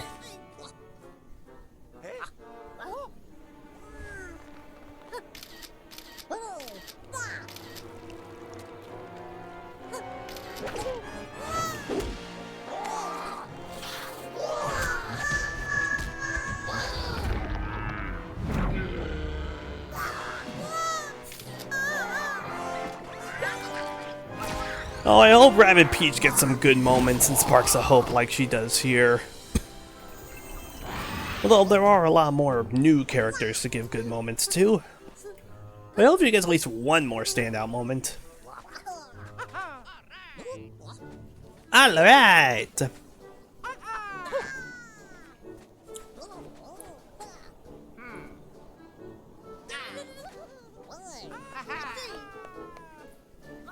Aha! So you're the other half of the fabled duo, Mario and Lewis? Lyle? Lulin? Well, all the same, welcome. Oh, poor Luigi. Nobody like a Luigi. Still, man, that was a catastrophic beginning, but then actually pretty dang clean finale. What a weird boss. 3 out of 8 turns, too. Didn't even take up half the par in order to beat him. Luigi joins the team. Long-range shooter. Hit up to 3 enemies in a row from afar. Master of movement. Boosts team mobility with his rad skills. Check his weapons and skills at the Battle HQ. Battle HQ Rabulatory updated. Skill tree unlocked. Upgrade your heroes. 6 new weapons available. Get powerful new weapons for your heroes. Buddy Dome unlocked. Introducing co-op mode. New co-op challenge. Amiibo R&D unlocked. Get up to 8 special weapons. So yeah, that's a lot of shit that just unlocked real quick. But first, just because we're so dang close to it, crack open this chest through the lawns. Now, let's return to Peach's castle. The cannon back to the ancient garden should dump us right in the battlefield where Rabbid Plant was. So we can just quickly head back here. Just check out the stuff that unlocked. Interesting, the rabbits have built a new structure since we were last here. My sensors detect that this is a place of friendship and cooperation, not to mention hours of fun. We should go inside. Seriously, for once I have a good feeling about something. We should go. So, first there's the Buddy Dome, which allows you to play special co-op maps. Welcome to another edition of Buddy Dome. In the Buddy Dome, you and a friend each control a team of 2 heroes that will work together to complete a campaign involving lots of challenges. Hint, you can unlock campaigns by finishing a world in story mode. All the skills and weapons you unlock in story mode will be available to you. Visit Battle HQ to get your team ready. This is a co-op thing. I do not have any friends. So, we unfortunately will not be able to show that off. But, I mean, you could probably find footage of it elsewhere, so, you know. So, these rabbits were more out of control before they got here? That's hard to imagine. I feel like that's the response to basically anyone who isn't intimately familiar with the Rabbids. Just like, man, these guys were even crazier in previous games? Oh yeah, just wait till you hear about what they did to Rayman. Oh, also, Rayman DLC is coming to Sparks of Hope. Oh, you can complain kinda about how they're announcing DLC for a game that's not even out yet, but man, Rayman! Oh, that's gonna be so good. And here's where we will unlock new weapons if we had Amiibo. Now, I do have the Amiibo, but they're kinda out of my arm's reach right now, and I can't be bothered to stand up. Or at least not while I'm in the middle of recording. So I'm thinking we'll start the next stream off by using that thing and getting some more free weapons. Or maybe I should just use it right now. I mean, I can just take off my headphones and stand up for a brief second. I'm gonna take off my headphones and stand up for a brief second. I will be back just momentarily.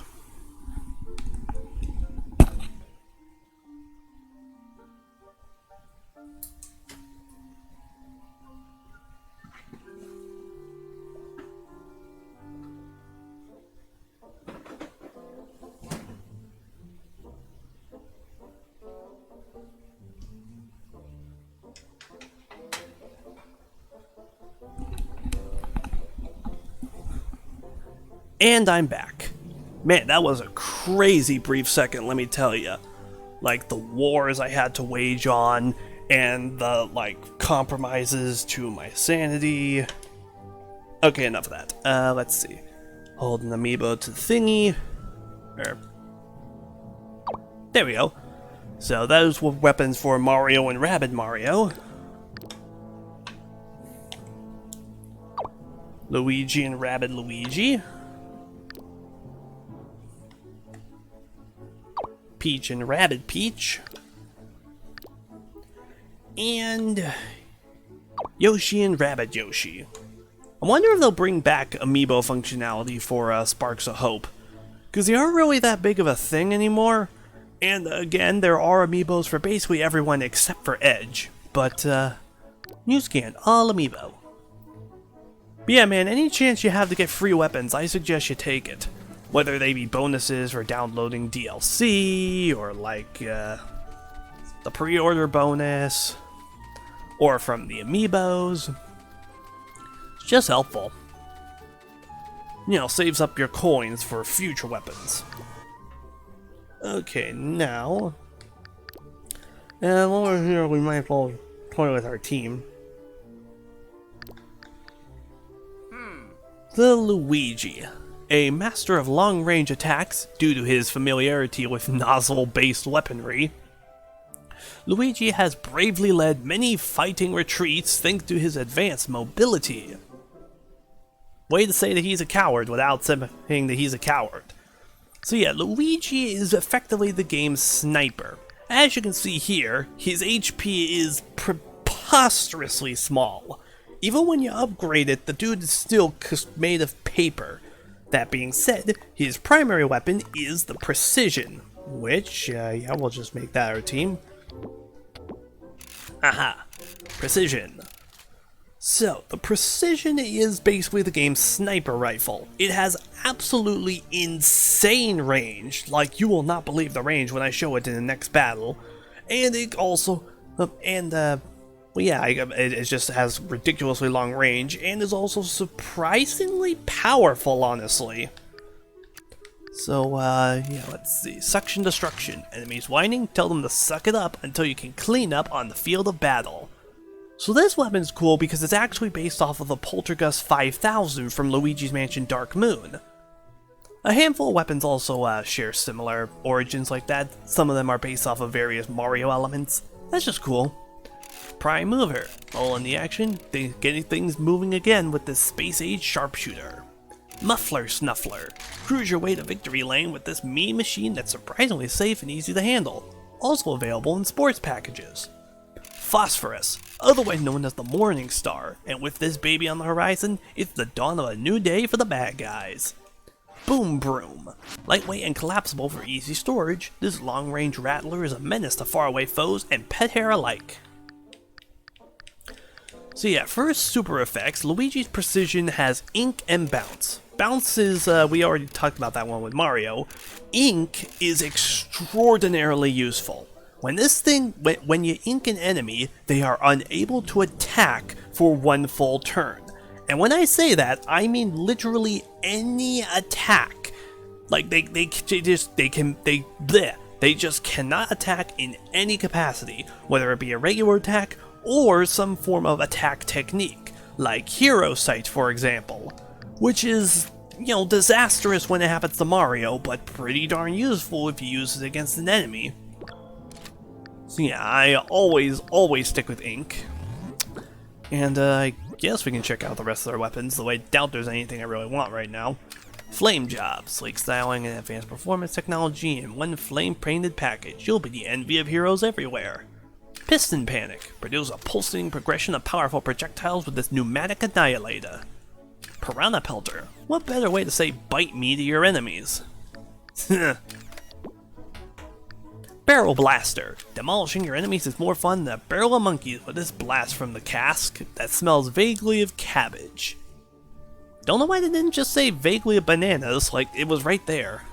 Rainbow Runner. Bad guy trouble melt like lemon drops and dreams of butt kickings really do come true over this rainbow. Man, what a weird reference. Man, this game just has a lot of weird references that just feel really weird when lined up with the Mario stuff. Especially when they're like real-world references to like movies and stuff. Burning Question is a question that's plagued scientists for ages. How much of a butt-whooping can your enemies take before it's unfair? I appreciate the question mark block surrounding this one. Sugar Rush. Satisfy your cravings for full-flavor firepower with this caustic confection. Just don't let it spoil your dinner. Life's a Beach. The Rabbids at Peach's Castle went all out on this one, opting for a classic retro beechwood luxury finish. Looks great around the home.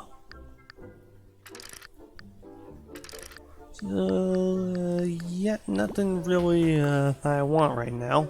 But then there's the skill tree.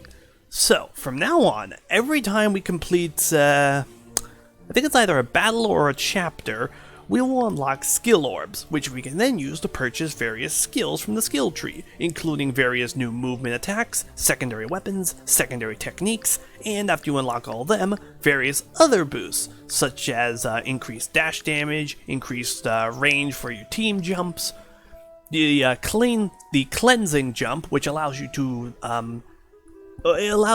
cure an ally of a status effect by team jumping off of them. You can increase the damage done at high ground, you can increase the damage and various attributes of various secondaries, or various techniques. You can increase your movement range, your range exiting a pipe, how much health you have. Basically, there's a lot of stuff here that you can unlock in a lot of different combinations. Also, fair warning, there is not enough skill orbs in this game to unlock every single skill. You can unlock most of them, but there will be a few that you'll have to leave not fully unlocked. So basically just think of how you're going to best utilize all of the different characters and work from there. For now though, we can only work on, let's see. Well, first there's Mario's movement attack, Stomp Jump, which lets him stomp an enemy after a team jump. There's his secondary attack, or secondary weapon, Melee, which is just a hammer that he can use at close range. And his secondary technique, M-Power, which increases the damage he'll do for one turn, as well as the damage of all allies in range. So, oh, there's also the Y button, which lets you automatically autofill if you're not sure about things, and you can press the X button to fully reset the skill tree if you're not feeling comfortable with the character's build out. Which, you know, is really useful. Okay, so Stomp Jump, Rabbid Peach can't get anything, but for explanation's sake, there's the Stylish Dash that lets her use a dash attack against 2 enemies in one turn, the Sentry, which is a preposterously useful secondary that I'm going to go into great detail multiple times, and the Heal, which just lets her heal all allies in range.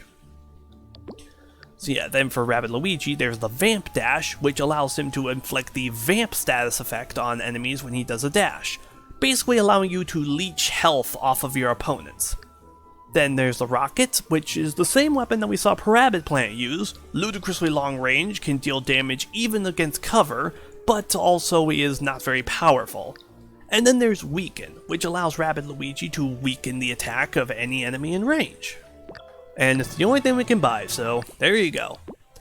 Next for Luigi, he has his Double Jump, which lets him perform 2 consecutive team jumps, Sentry, which is again something I'm going to talk about a lot, because my god, this thing is so useful, and Itchy Feet, which increases Luigi's area of movement and the area of movement of everyone in range. And I think that basically covers all the basics right there. Yep, so at the end of each chapter I'm going to be going into the skill tree and slowly hammering out the rest of those basic unlockables. Because once you get that movement attack, that secondary weapon and secondary technique, then the floodgates are open. You have the whole thing to work to and customize to your advantage. Generally, I found that my main go-to team is actually Mario, Luigi, and Rabbid Peach. I don't know, these 3 just tend to work very well for me. Especially because, you know, Mario's kind of forced to be there. But I am interested to see how they compare in Sparks of Hope. Okay, we already went down that pipe, so let's continue on this way.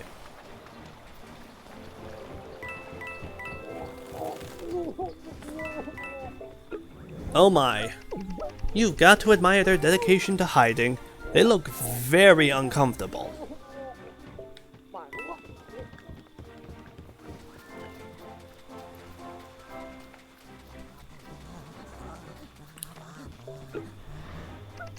You know, you could help us save the Mushroom Kingdom instead of just lounging around. Hello? Hey, they're working on their synchronized dance, okay? That does not look easy to pull off. Especially synchronized like that. Okay, push this button. Oh boy, more coin collecting.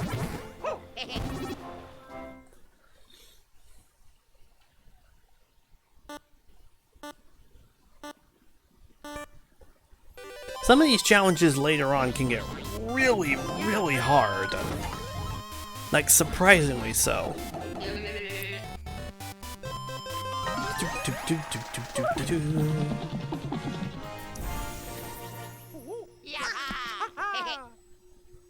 Spike Strike.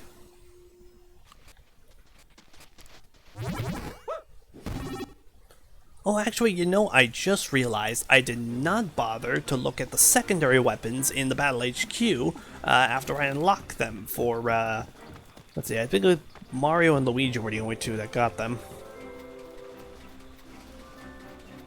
Is there I can press that? Because I feel like I should be able to at this point. Oh, wait, actually. Aha! Yes. Then press this button. That affects all the blue spoo blocks in this area. Head back over here. That affects the yellow ones. And then...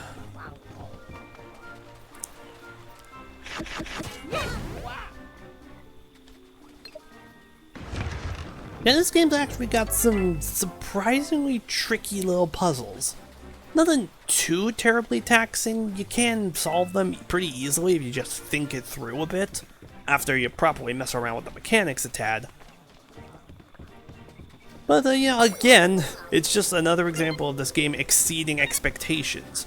You wouldn't think that a game like this would have something, you know, relatively complex like this. But then it does, and it's like, oh shit, we should have had more faith in you, Ubisoft Milan. You clearly care about this thing as an actual game.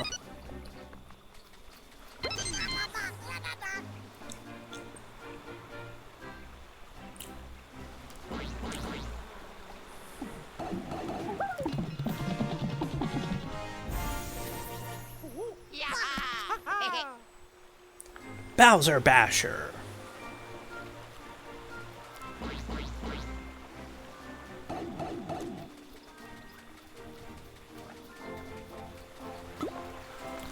We can't do anything with those blocks just yet.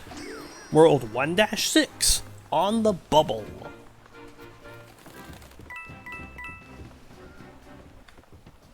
Alright, can I look at what's going on over there? Haha. A good reminder to never sit on the side of a hill without a door wedge under your butt.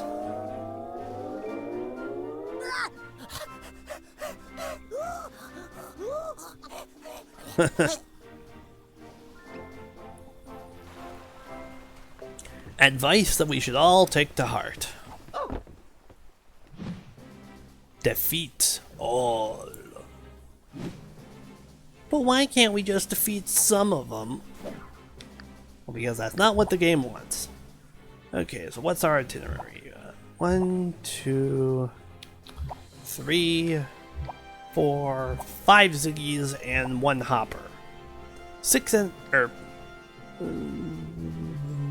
6 enemies total. Okay, so before we do that, secondaries, so let's see. Oh, actually, okay, Luigi's the only one we got the secondary for. And he doesn't even have anything for it, it's just one thing, Top Gear. Rumor has it the rabbits at Peach's Castle took these gears from an old clock tower. Hope that doesn't come back to haunt you. Ew, foreshadowing. How very foreshadowing. Or something, I don't know. Anyway. Let's see, how do I want to do this?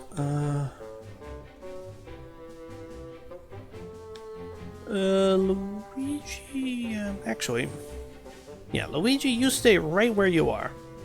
Like I said, he's the sniper. You want to try and keep him out of direct combat because of his low HP. That said, he has disgustingly long range to make up for that. Alright, shoot that guy dead.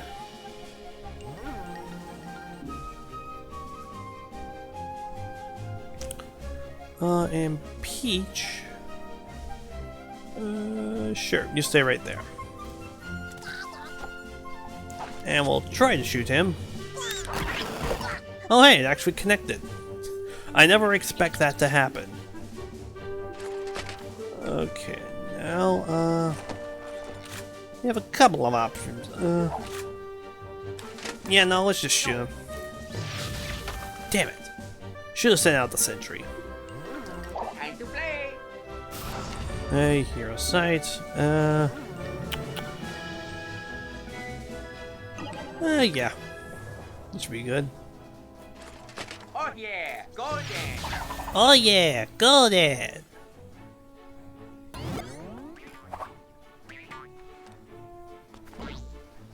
Okay, here come the Ziggies.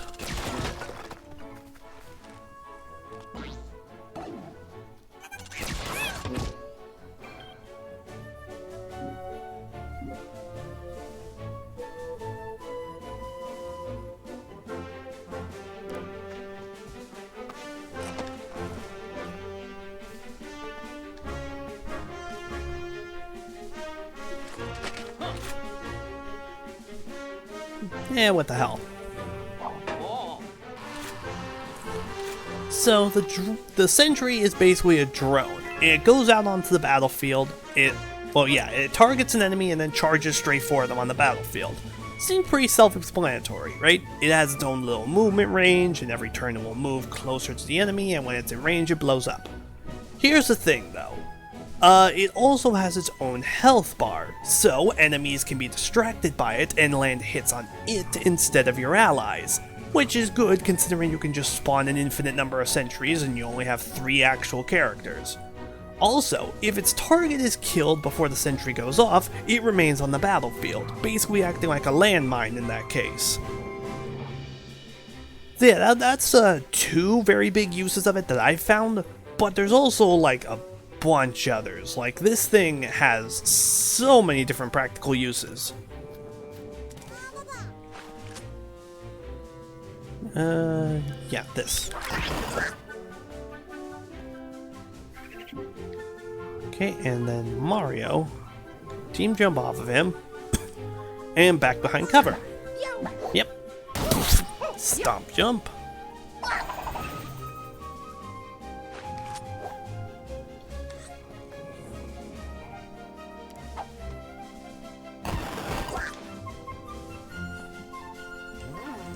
More hero sight. Give Peach a shield, because I'm almost certain that Ziggy's gonna Hopper's gonna fire on her. Oh hey, see? That Ziggy actually did damage against the drone, instead of like Luigi or someone. Oh, and see, that Hopper also did damage to it. So see, that was 2 hits that thing just soaked up, instead of us taking them. So yeah, see, very useful. So yeah, if you have a chance to deploy a drone, I say deploy it. You can spawn an infinite number of these things. They only have a 1-turn cooldown instead of, which is pretty darn generous, honestly.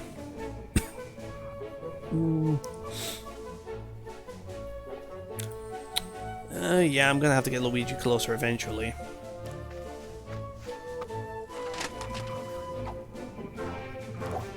Oh yeah, golden. Oh hey, got ink. Even it didn't matter, but you know, I got it. Okay, can I? No, I cannot, but I may as well get closer.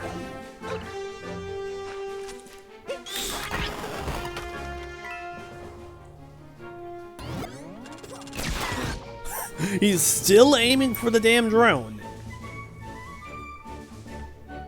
Man, I knew that these drones had pretty good priority, but I didn't think that they just use up all of their shots on the thing. But yeah, as you can see, these things are extremely helpful. And remember, both Luigi and Rabbid Peach are capable of using them as secondaries.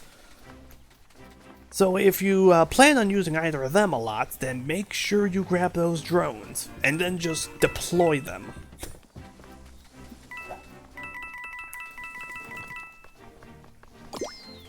Can you grab that mushroom? Woohoo! Defeat all!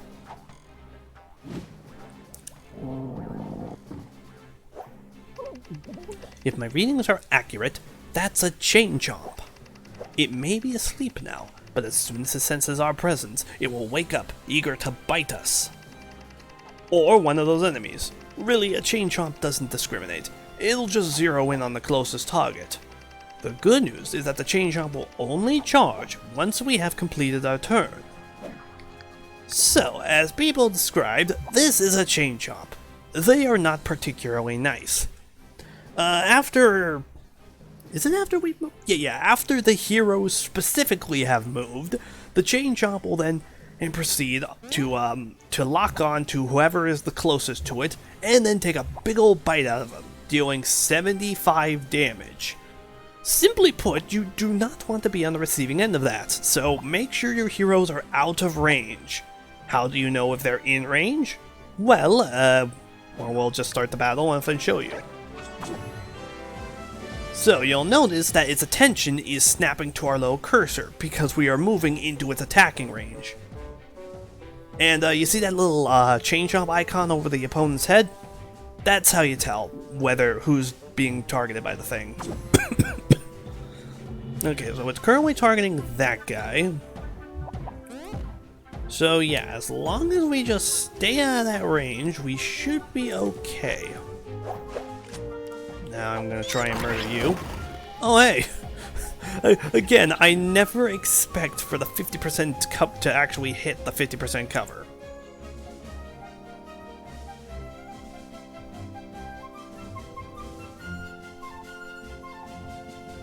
Oh, actually, 20,000 down to... Ah, okay, so yeah. I'll deal a dash to him, and then take cover behind this cover.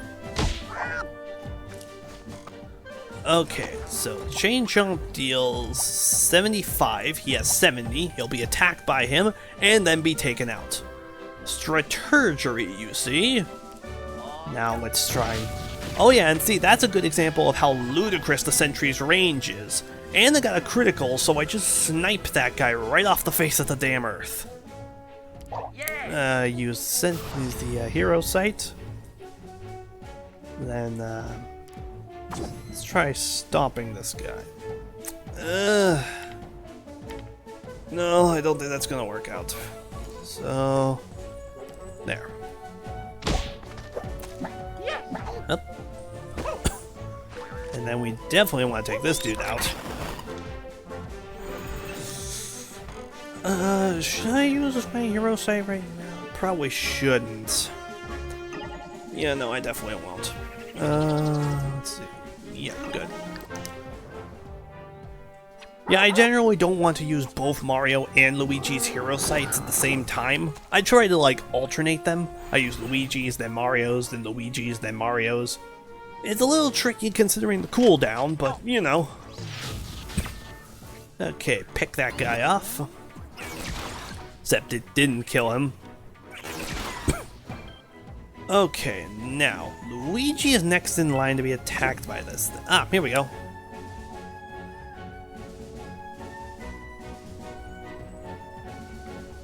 Oh wow, really? Okay, well, I'll just move to the side then, and then be completely out of the thing's range.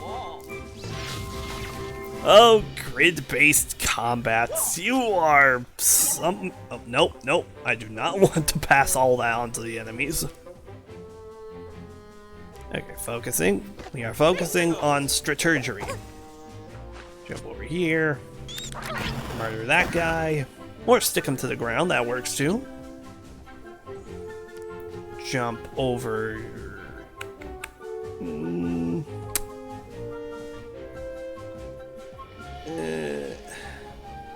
Siding.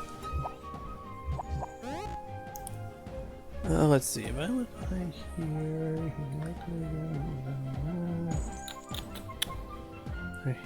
Oh, okay. So I guess it doesn't really matter. Let's stay over here because I think that's further away from Cheney. Chompy.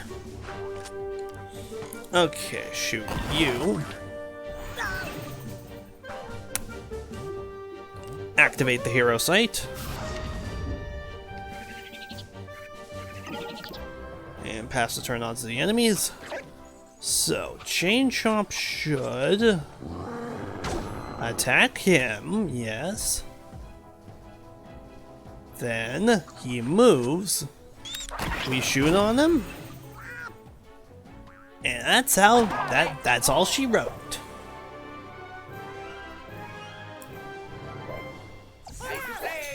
Time to play.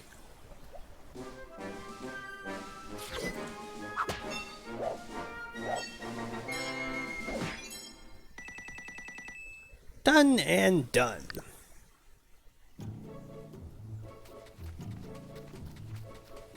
Hey, now is there anything else around here I miss?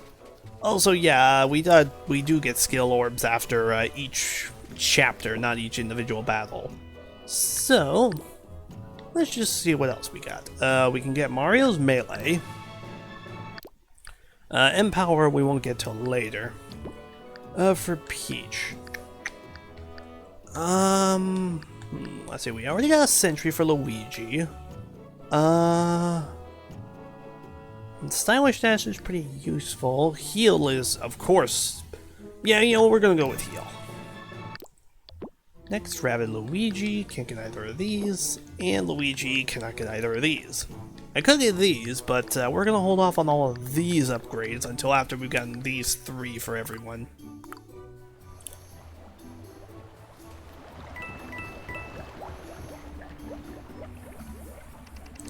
Uh-oh, broken bridge ahead. I guess we need to find an alternative to continue on our path. I'm trying to go for a British accent for Beepo, because that is basically what he has in Sparks of Hope. But I'm not sure if I'm doing a well job at it, to be honest. Okay, now how to do this?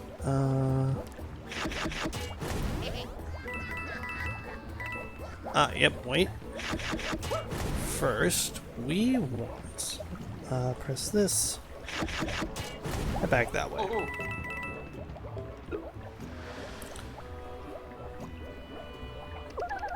That was an 8-inch bubble wand in our world. Now it's 80 feet. We'll have to bring over a burrito next time. An 8-foot burrito. Per rabbit plant. Also, I like just sort of looking into the background occasionally, because it's just interesting to see how all of these parts fit together.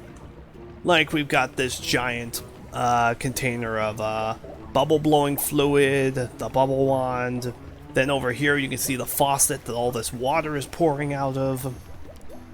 Just cool seeing the natural landscape blended in with all these artificial objects. Ugh, I don't want to tell them what that sponge was used for back home. It'd ruin their fun. Ugh. Well, speaking of ugh, this next area will give us some classic Rabbids toilet humor. Oh wait, damn it, I forgot to press this button, because I was so enthralled with the damn background.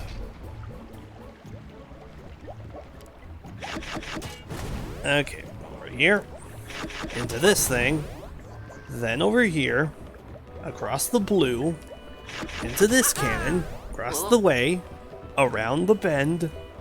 There we have it. Then we go through here.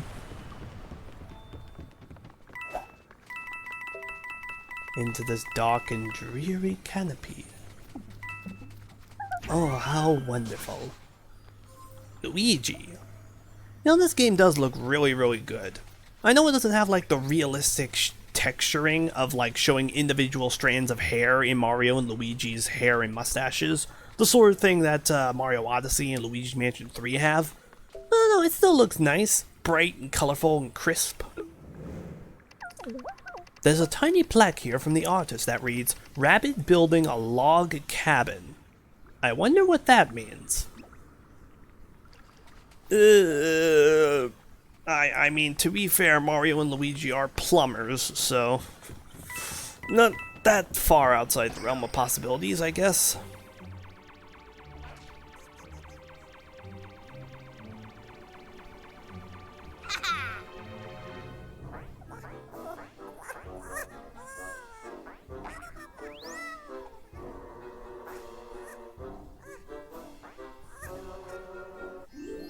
World 1-7, do you stack up?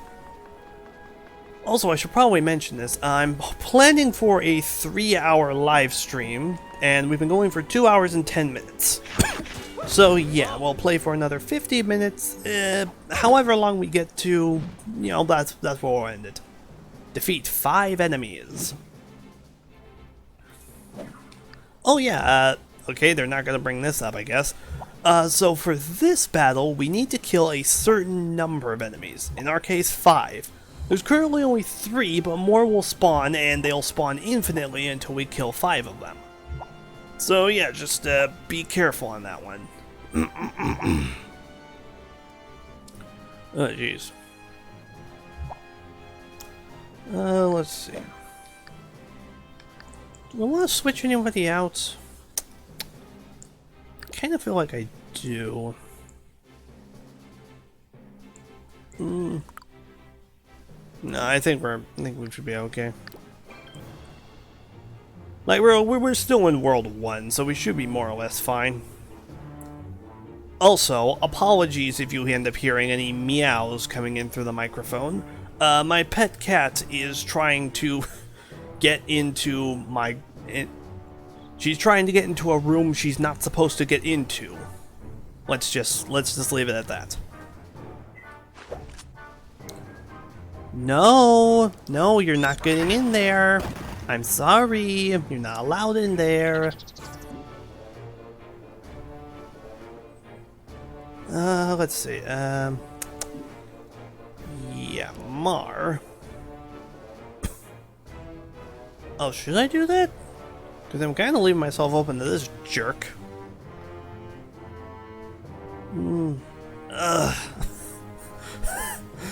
This is one of those battlefields where it just feels like no matter where I go, I'm going to get hit by something. Let's just stay here, I guess.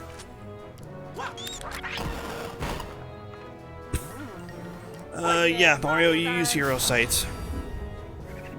I need to get to higher ground, is the thing. But higher ground is where all the enemies are. Woohoo! Okay, so this worked pretty darn well last time, so let's deploy a sentry. Let's see, we got a hero sight ready, pull up Peach's shield. Okay, let's see how that works. Oh hey, they did the smart thing. Okay, well, wait, what? Damn it! Okay, okay, one thing at a time. Did that kill him? Yes, it did. Okay, that's one enemy killed. So, this guy was hit by Mario's hero sight and got a super effect. However, he also team jumped at the same time, I guess, but still got stuck to the ground after that. So, yeah, that was just a very weird sequence of events all around. Let's see. Bounce Luigi up to higher ground. Yeah,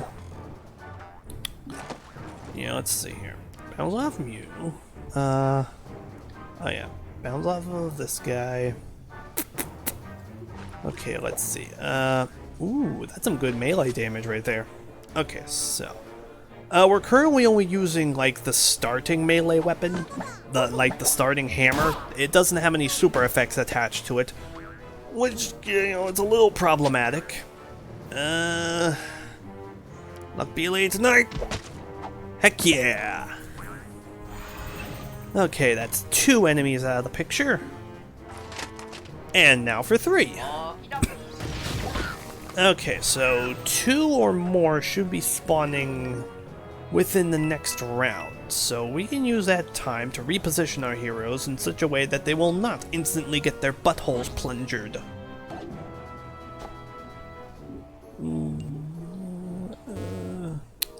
Yeah, no reason to waste those abilities right there. Oh, okay. Oh, of course, they're both spawning exactly where Mario is. Oh, how wondrous. Okay, so Mario, we need you to get the heck out of there. What enemies are there? Garden Hopper and Garden Hopper. Okay, so they can't dash, but they can team jump. Which, you know, that's gonna... Oh dear, that's gonna... Problematic. Not like that fun... Not like that fun everybody to the limit Kahan Fuhogu guides getting problematic.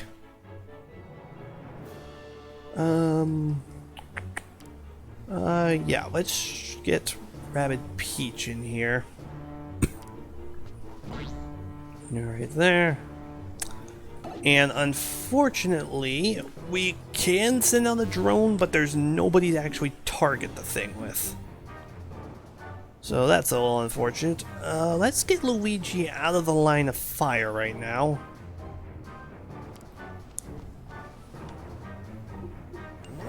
Can this reach anybody? They do seem like they'd walk into range of it, What? You know what, let's try it. I mean, what have we got to lose other than our entire life? Hey, Mario's not in range for healing. Probably should have moved her a little bit closer.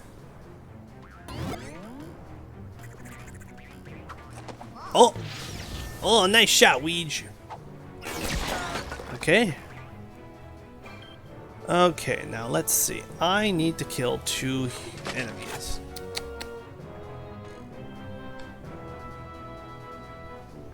Do I want to use this thing as a decoy or as... don't think I'll be able to get much use out of the thing that way. Ah, strategy. It's so strategy, am I right?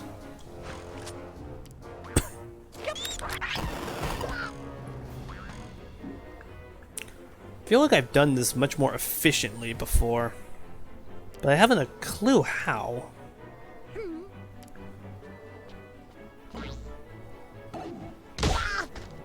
Okay, slam into you.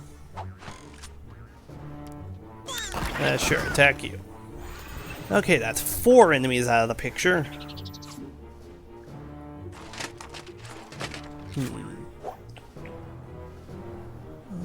Let's see. If I dash into this guy, I'll do 20 damage. So then, 72 minus 654. This thing does high enough damage, I could dash into him and finish him off. Okay, Jerome, don't let us down. Oh, I think you let us down. Yep, he is still hanging on with 3 HP, and I'm not willing to give up my high ground, so... let's hide behind the pipe. Can I heal Mario? Yes, I can. Unfortunately, heal's got some pretty bad cooldown. Oh, damn it. Completely exposed. Oh, damn it, completely exposed! Oh, for the love of... Okay, Weege, please end this guy. That will give us 5 and allow us to leave. Murder. Let's go! And with 1 turn left to par. Okay, did I miss anything of value around here? No spare coins or anything? Nope, doesn't look like it. Okay, onwards!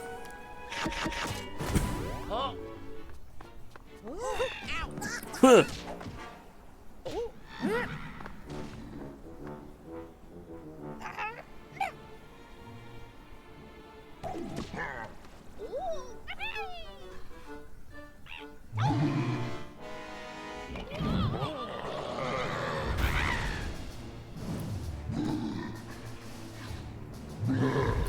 Smasher! Pinhead's in pursuit! Who you calling Pinhead?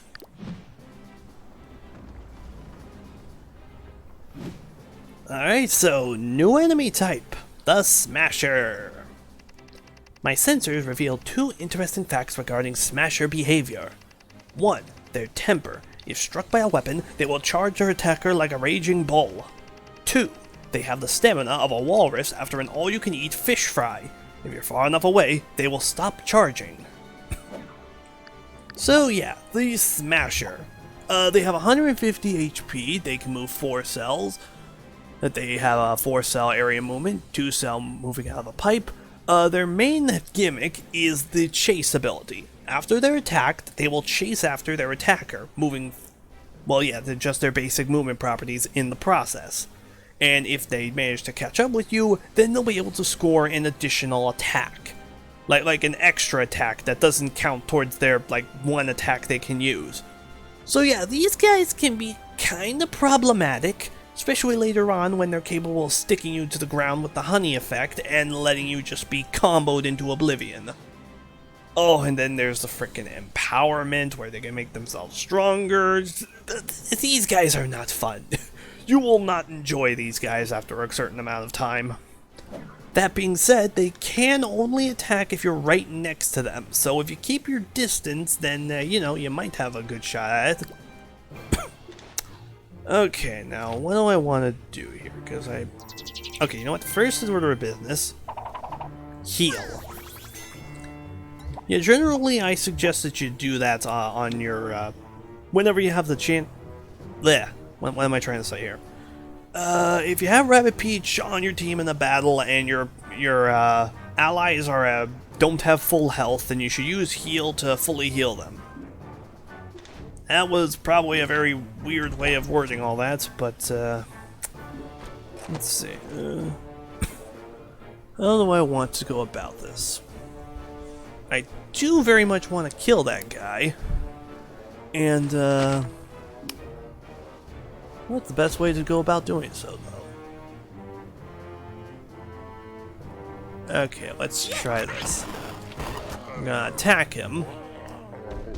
I'm gonna get a little closer, but he'll still be outside of our range. So now, if I let Rabbid Peach attack, he should still be outside of the range. Or outside of range to attack her. Oh, I hope I'm calculating this right. Okay, good. Sweet. So, let's see. Oh, also another thing. Movement-based attacks, like dashes, will not cause him to move. So it is kind of a good idea to use these to chip away at his health. Let's see.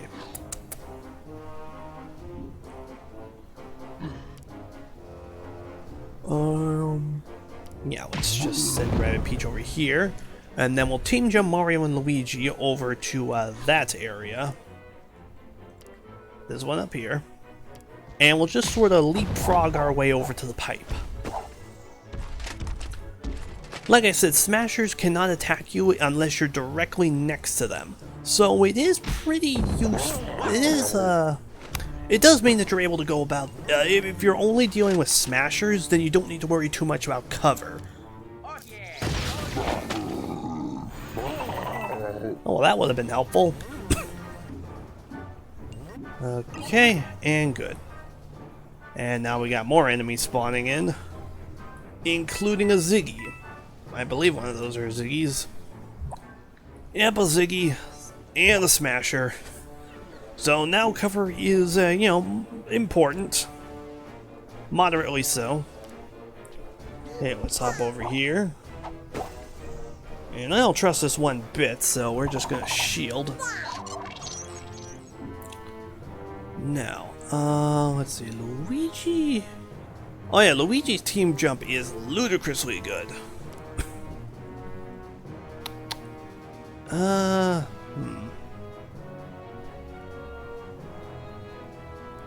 It does leave Mario exposed though, doesn't it? Okay, here's what we'll do. Mario will head up here, since he has more health. That makes slightly more sense to me. And then Luigi will stay down here. There's nothing to deploy a drone over, but we can activate his hero site. I'm a winner! Okay, good. Okay, good. Pick off the Ziggy.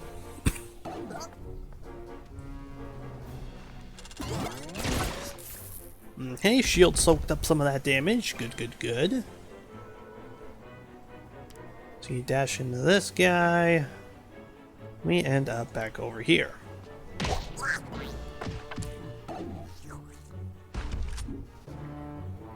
Now dash into this guy again. That kills him off. Now let's see. What's your range? Oh boy, he will definitely be able to get us right there. Oh, damn it. Yeah, right over here. And now I would appreciate it if this drone didn't. Dang it. I don't want it in its range because then it will just like attack him. And I want it to stay out as like a little protection plan.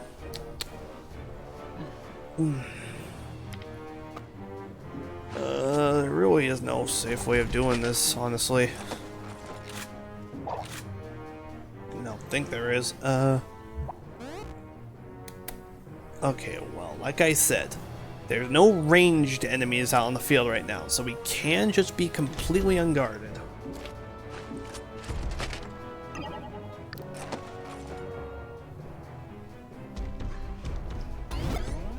Uh-oh. Oh, damn it. I didn't take into account diagonal squares, I guess. Okay, so let's dash into you.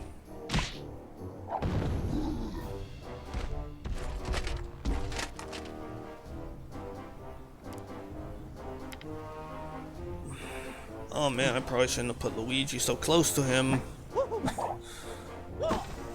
Man, I am just not thinking straight.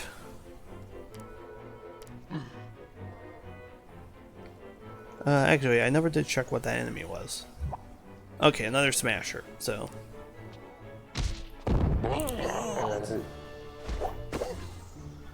Okay, let's try and get that guy away from Luigi. Or you know, we could just stick him into the floor. That works. To be fair, that does make it so he can't move. So yeah, let's just spam attack him until complete oblivion. Okay, Mario and or Rabbid Peach should be able to make it to that pipe on the next turn. Okay.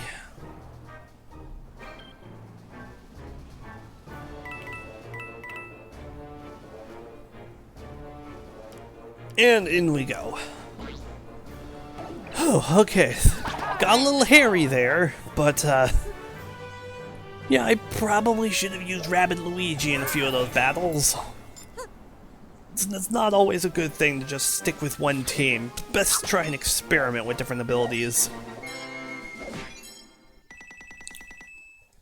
Okay, and 10 more skill orbs. So, first order of business. Oh, well, actually, we can just check on our skill orbs the next time we enter a fight. 2, 1, let's go. Oh, you little troll. I do kind of appreciate how rude that is a bit. Like, oh hey, there's a switch on the ground. Nope. They get even worse in later ones, I think.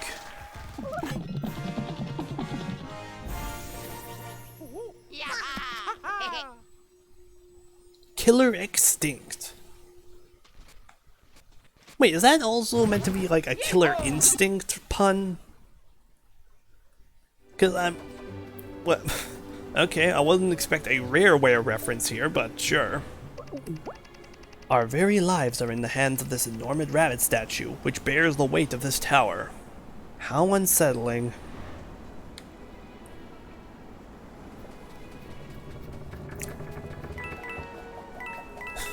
If you listen carefully, you can actually hear the tower creaking as it presumably sways back and forth, threatening to fall over.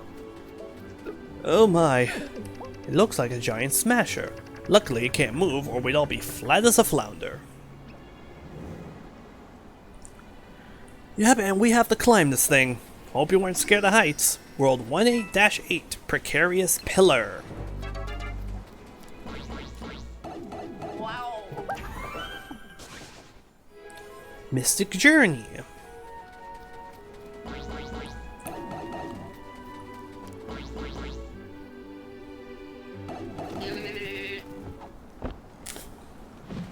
And into the wall. Defeat all. So 2 Ziggies and 2 Hoppers. Yeah, that's what they're called. Okay, so for this one, I'm actually going to... No. There. Mario, Rabbid Peach, Rabbid Luigi. Rabbid Peach I'm keeping just because she's the most effective healer. Let's see what new weapons we have. Yeah, generally I like to switch out my weapons at the, whenever after I deal with a mid-boss or a regular boss, so I'm probably gonna hold by that. Now let's see. Can't get Mario's End Power. Can't get either of these things. For Rabbid Luigi... Vamp Dash. That's much more useful, I think. And for normal Luigi, a double jump. Okay, so we're almost there.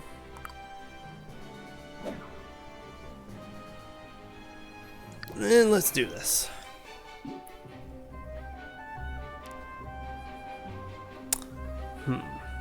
How do I want to go about this? I could stay at ground level and just slowly pick these guys off. Or I could try and climb up to higher ground. Yeah,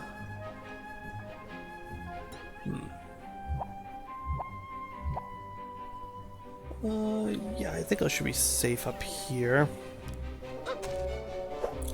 So yeah, Rabbid Luigi, you go up there. Please go off. Ah, wonderful. Ooh, even more wonderful. Oh, I could weaken that hopper. Why not? Okay, now... yeah, like that.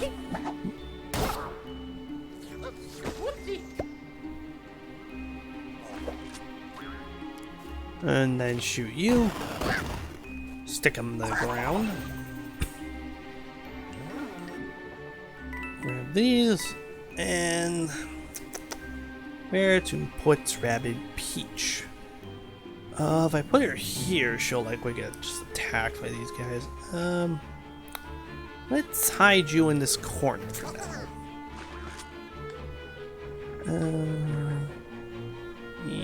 Well, Mario's using that block as cover, so... yeah, whatever. Damn it!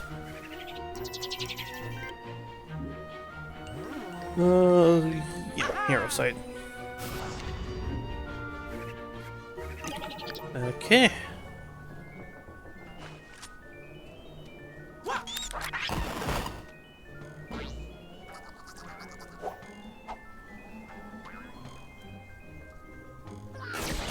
Oh, you will find attacking impossible, sir. Oh, but you will find attacking that guy pretty easy, though. Let's see. Attack you.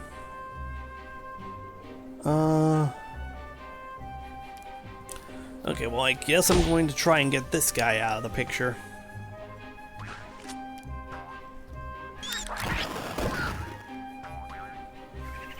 Okay.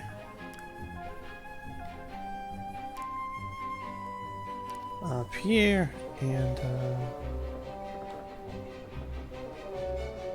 damn it, I don't have a good line of sight for this guy. Let's go over here.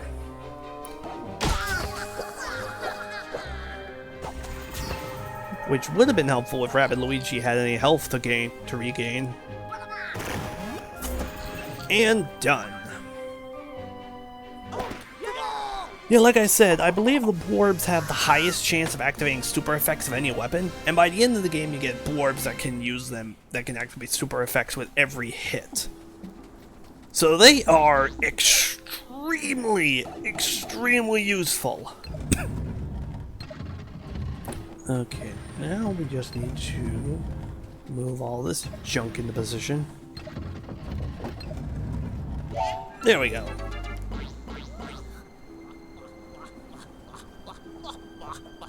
Whee! Poor guy. The stress of his situation has caused it to believe it's a hamster. Maybe we should get it some rolled oats.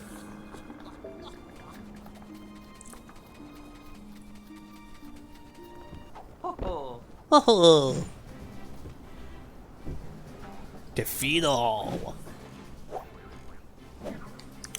Okay, so 2 smashers, 2 hoppers.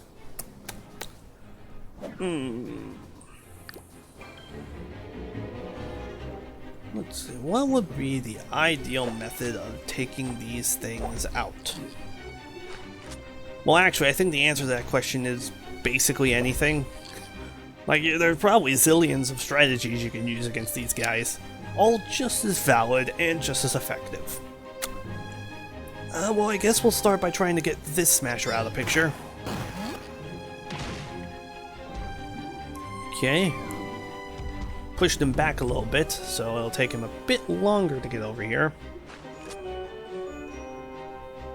So is that... Ah, shoot! I don't have a guarantee to hit that guy now.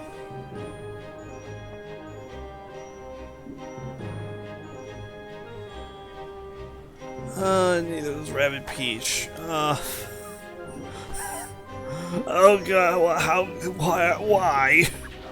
Why? But I can't just leave everyone out in the open like this. There's hoppers. Okay.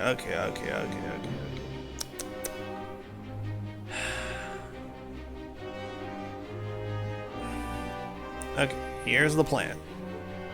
I'm going to leave Mario here, and he will fire upon this guy with his hero sight after he moves. Rabbid Peach, you head down there. Head down into the war zone. Oh hey, I could fire on that guy.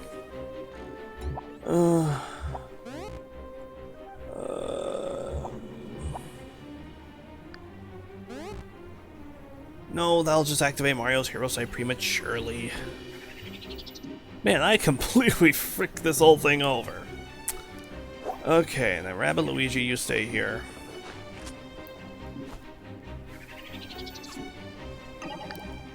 Cause oh, damn it, now they're gonna activate it.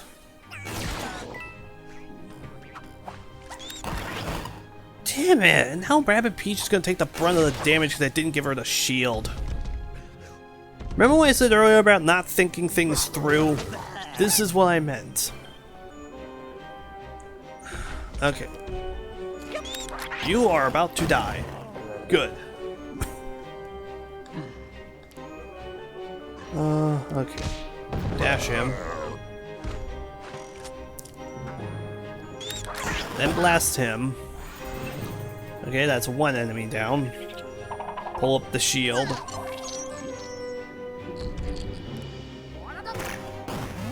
And then push him. Also, I have an itch on my ear. It's inside my headphone.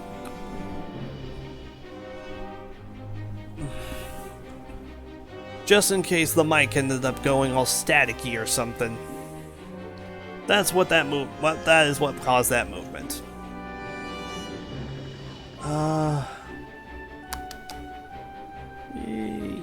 Yeah, let's move Rabbid Luigi over here.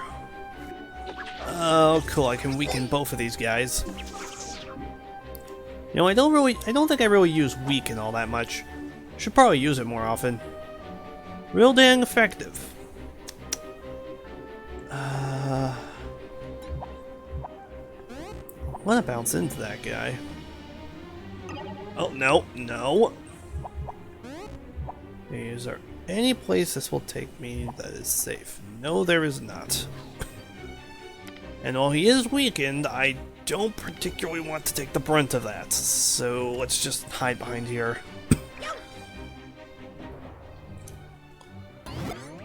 Okay, enemies. Okay, shield soaks up some of that. Oh, damn it. Oh, good thing I weakened him. Oh, and also... Let's test out that vamp, eh?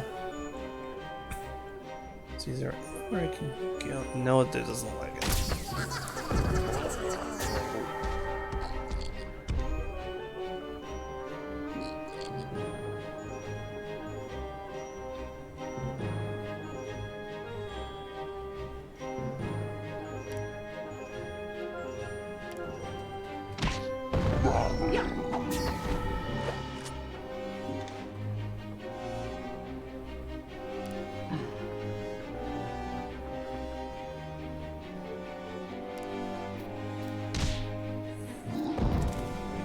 Okay, get a little bit of chip healing in there. Sorry if I wasn't talking much, I'm just focusing.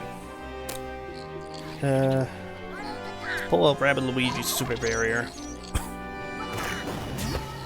Just in case. Good thing I did too. Man, these guys are completely pummeling us. Okay, shoot him, you're dead. Okay, and now heal all three of us up.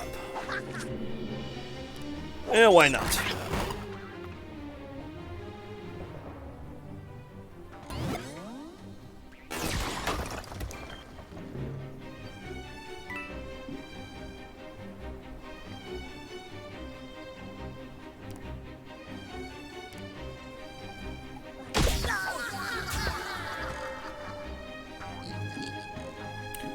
Okay, and then Rabbid Luigi, or Rabbid Peach. Let's see, dash into him and then shoot at him. That will make the most of the vamp, I believe.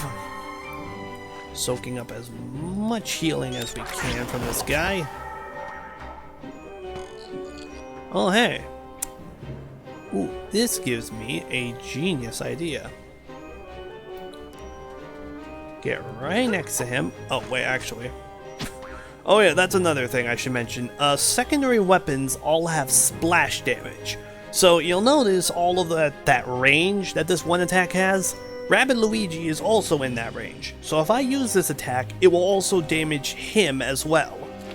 So yeah, just make sure that all your allies are out of range whenever you want to use a hammer or a drone to attack something. Because, if not, you can and probably will end up killing your allies. So yeah, we should have enough time this stream to do one more battle. Yeah, we'll do the last battle of this chapter. No, let's see. Where is this one? Oh yeah. So yeah, we'll do the last battle of World 1-8, and then that will just leave the final boss of World 1, which we can start next stream off by taking out. I am not comfortable with all those creaky sounds you're making, game. I'll take that, and that's everyone fully healed. Good. Mushrooms don't generally do much healing in the grand scheme of things, but, you know, any healing is better than no healing, so always make sure to grab them if you see an opportunity for one. And hey, some skill orbs, or power orbs.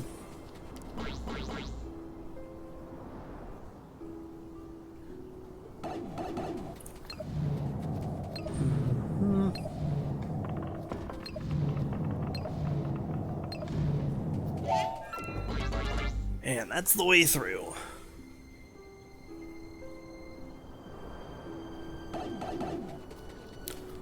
Okay, last fight.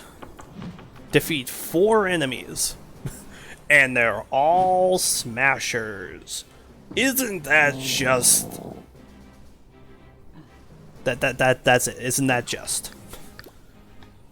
Okay, so yeah, we got Smasher here, Smasher here, Smasher here. And the Chain Chomp down here as well. Which, you know, can be useful, but it can also be, you know, the opposite of that. Okay, so I can deal 1 attack to him. Who's got the strongest attack here?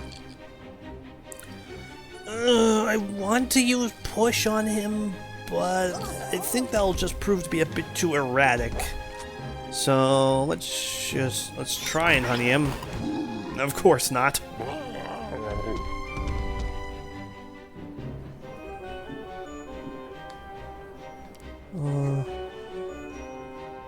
Now, thankfully, there's nothing with smashers here, so we don't need to worry about cover.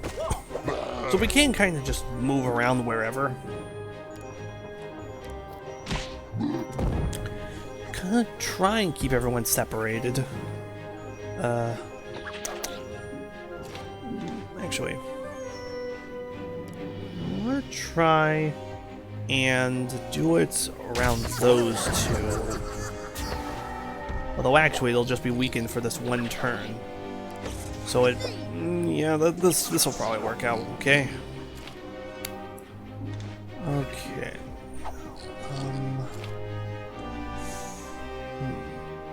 Okay. Yeah, I'll use Hero Sight and then the gun. That should dish out enough damage. And if not, I would have had an extra hit to pick off one of those other guys. Okay. Now, I believe... Oh yeah, if you push a Smasher out of bounds somehow, then they don't actually get their movement opportunity.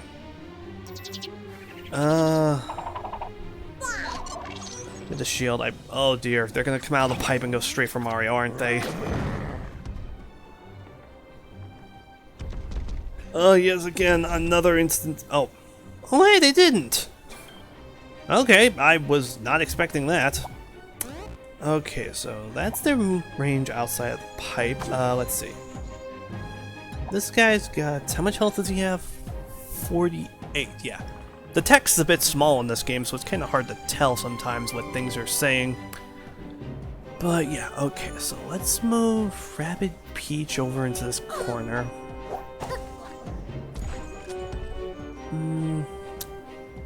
Yeah, let's shoot at him. Oh, heck yeah, baby. Critical, okay. Let's see, what are their movements gonna look like? Okay, Mario's already out of range of them. And that other guy will get eaten up by the chomp. So, yeah, we should be okay. Okay, so Chain Chomp kills that guy. That counts as our third enemy killed. Good.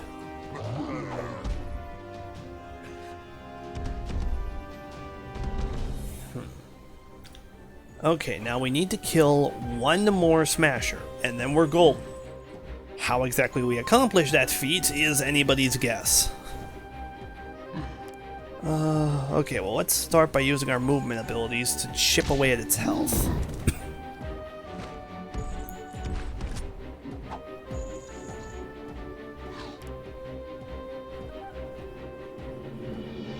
Yeah, I'm aiming to be done with this guy on this one turn.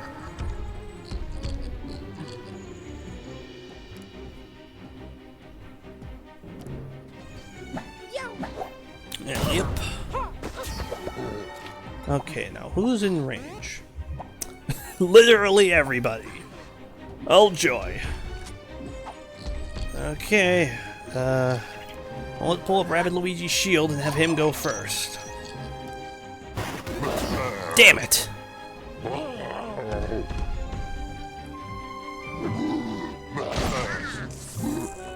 Unfortunately, Rabbid Luigi's shield is not as effective at soaking up damage as Peach's is.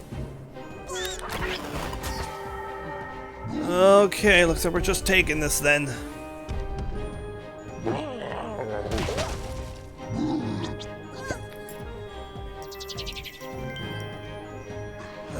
Heal. Yeah. And then... Chitty chitty bang bang.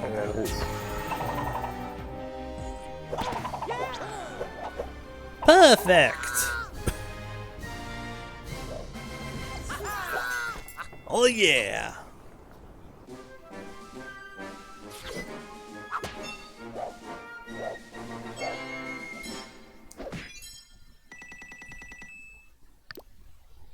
Alright, and I misread the time actually. We do have 10 more minutes, so may as well go and take on the boss.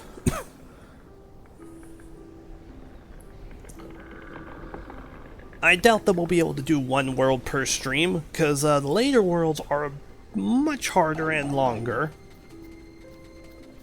Oh, actually, hold on. Real quick, this is the final boss of the world. However, the game does not let you determine your team when you start out. So, for that reason, we're gonna do it right now. Yeah, these guys are good. And for skill tree, still can't get that. For Rabbid Peach, definitely getting the drone. Or the sentry. I'll never call it the drone, I guess. Rabbid Luigi can't get this thing. And Luigi cannot get this thing.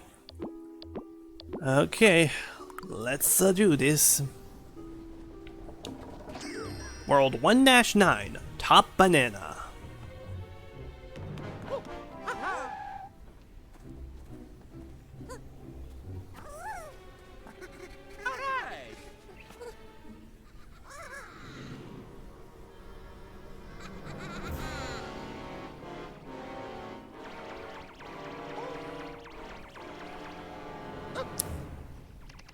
Hey, stay away from him!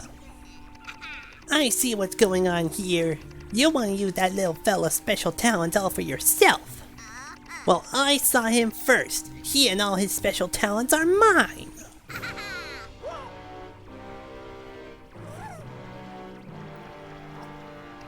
I think I'll call you Spawny.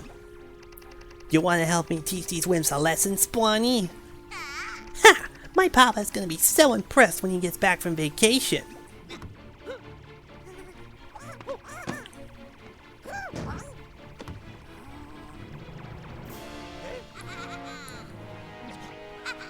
And you, Mario, you must be exhausted after all those battles. Take this, it'll give you some much needed energy. Before I go, Spawny and I would like to introduce you to a new friend of ours. He's the top banana around here.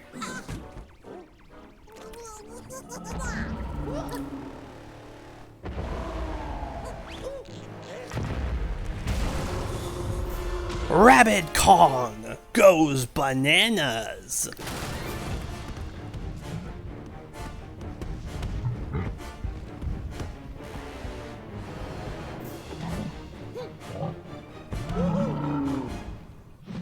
Defeat boss.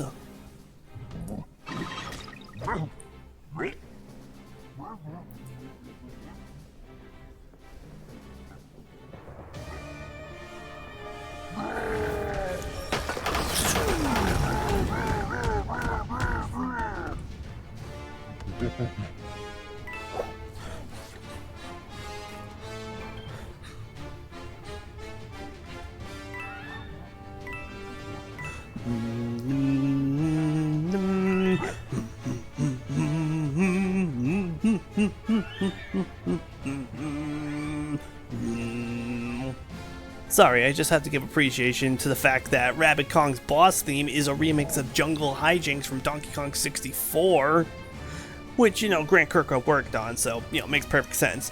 Anyway, so, starting out, we got 3 Ziggies here, and Rabbid Kong himself. So, he has 120 HP, he can... Oh, yeah, those are his Make Waves, Thong of Kong. So, the way that this works is, if you try and attack him, he'll eat a banana and fully heal. Press this button, the bananas will be dropped out of the battlefield, thus leaving him vulnerable to attack. The problem, though, is that any character who stands on this button will be attacked by Rabbid Kong. So, how do we circumvent this? Well, first of all, let's get everybody into position here. I don't have a double dash, do I? No, I do not. Oh well. Yeah, Rabbid Peach has a shield. You can afford to be out in the open a bit. Now. Aha! Should I? Many options. Well, you know, let's get everybody into position. So, you know that shockwave attack he did that knocked everybody back and did 10 damage? Well, look, that shockwave will not affect you if you're using one of these big black box for cover. So yeah, hide behind these things and you're safe.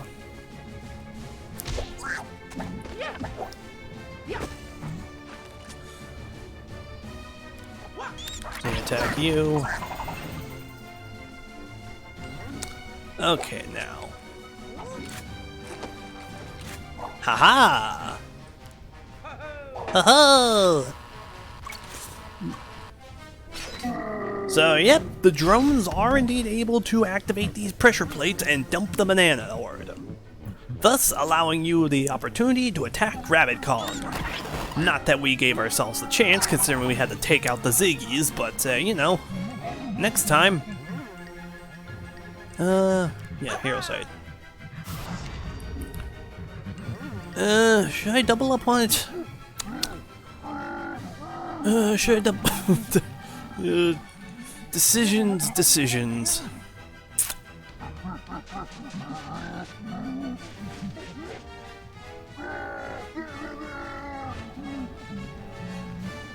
Sorry, I'm deliberating whether I should or should I save it. Nah, we're gonna save it. That's the smart decision. Ow. Dead. Now, unfortunately, the drone's range isn't great enough to actually damage the guy, which is, you know, a bit unfortunate. Okay.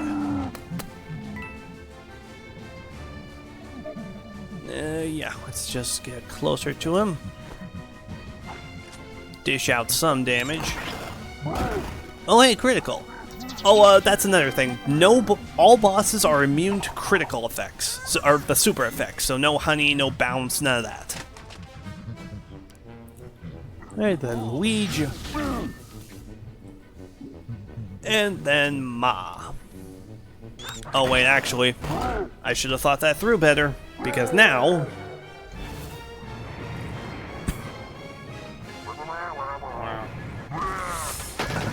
he lands his shockwaves from the side, and knocks Luigi clean off the battlefield.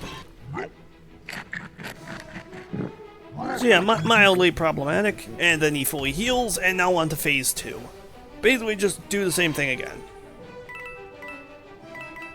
Also, he leaves out a crud ton of coins. Look at all this. Probably because all this cover is getting blown apart. Okay, Luigi, you need to get somewhere safe because you're fragile. Get over there.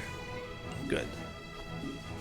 Now, Rabbid Peach can't go anywhere, unfortunately.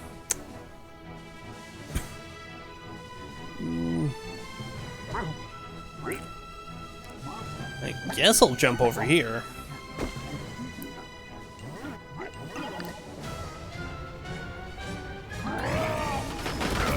Yep. Okay, well, on the plus side, all the cover covering those metal blocks are more or less destroyed, so we can use those as good cover at least. Oh dear, and I'm right in this thing's, like, attack range. I don't want to be here. Luigi doesn't exactly have a lot of health to work with. I just selected him because he has another drone. You know, 2 characters with drones would probably make this process a bit easier. Kinda, I guess. It made sense at the time! Everything I do makes sense at the time! Still, they'll be there soaking up hits, hopefully.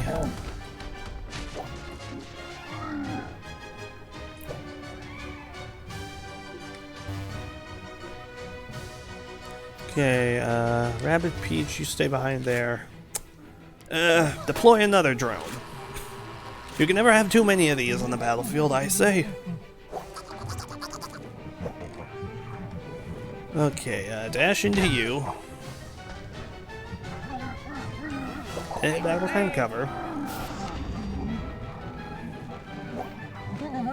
Dash into you again.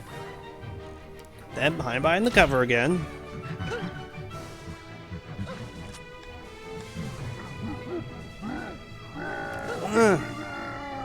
Rabbid Kong's not going anywhere.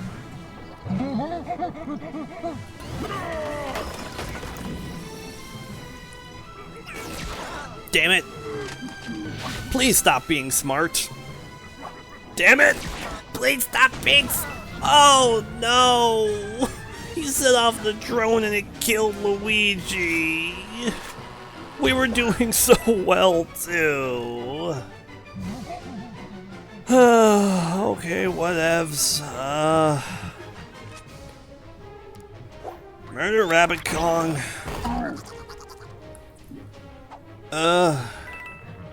Try and get a little closer to him. I can't really get closer to him. Unfortunately, Luigi's kind of taken up that spot.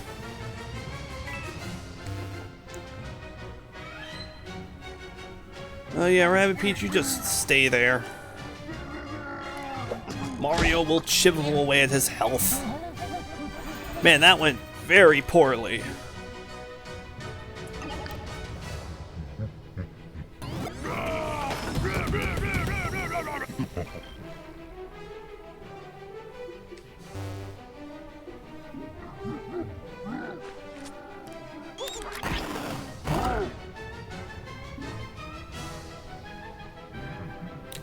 But any approach I try and make for Rabbid Peach is just gonna wanna end up right back at square one.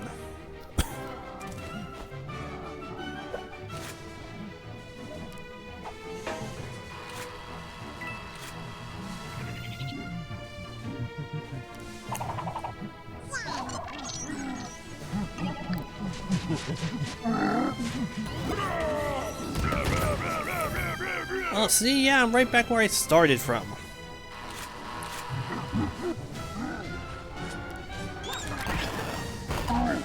If you could get a critical or something, that'd be very beneficial.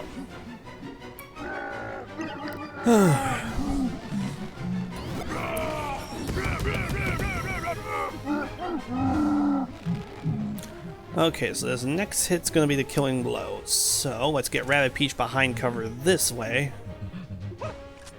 And shoot him.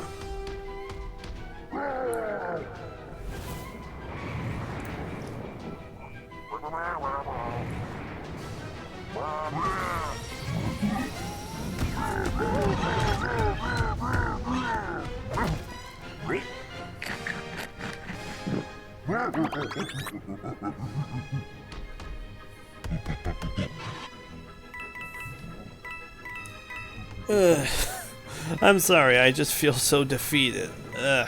Forget it.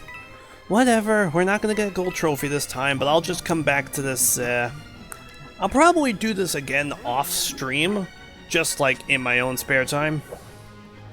Because I can't imagine that people will want to see me do the same boss twice.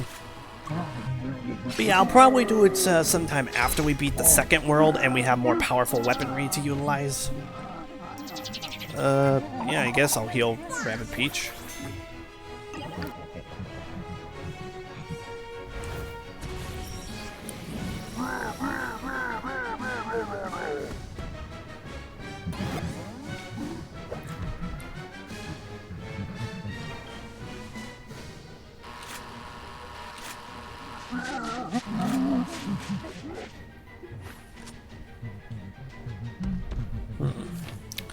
Okay, well, let's start by chipping away at his health with some dashes.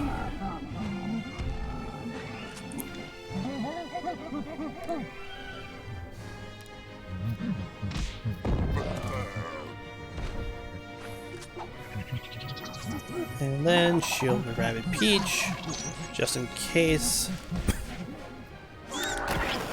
I just don't want these guys sabotaging us while we're trying to attack their boss.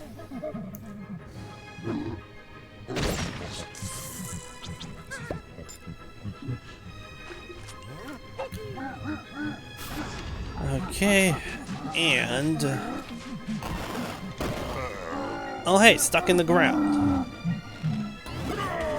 Then he gets thrown, he dies.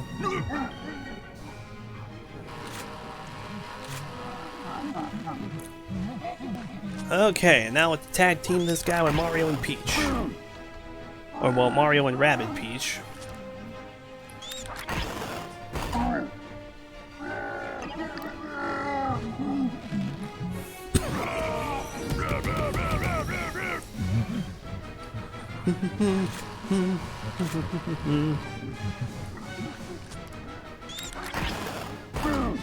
Okay, and this should be the finishing blow. Boom!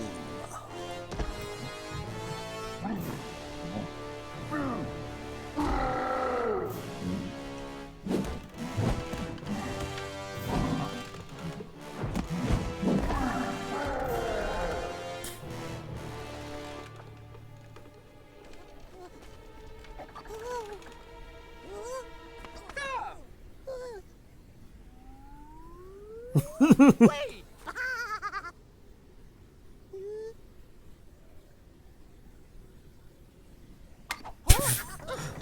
Look at that smile on her face. She knew exactly what she was doing.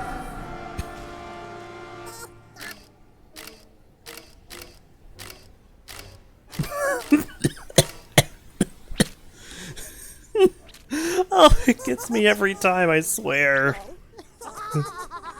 Oh, this is pretty good too.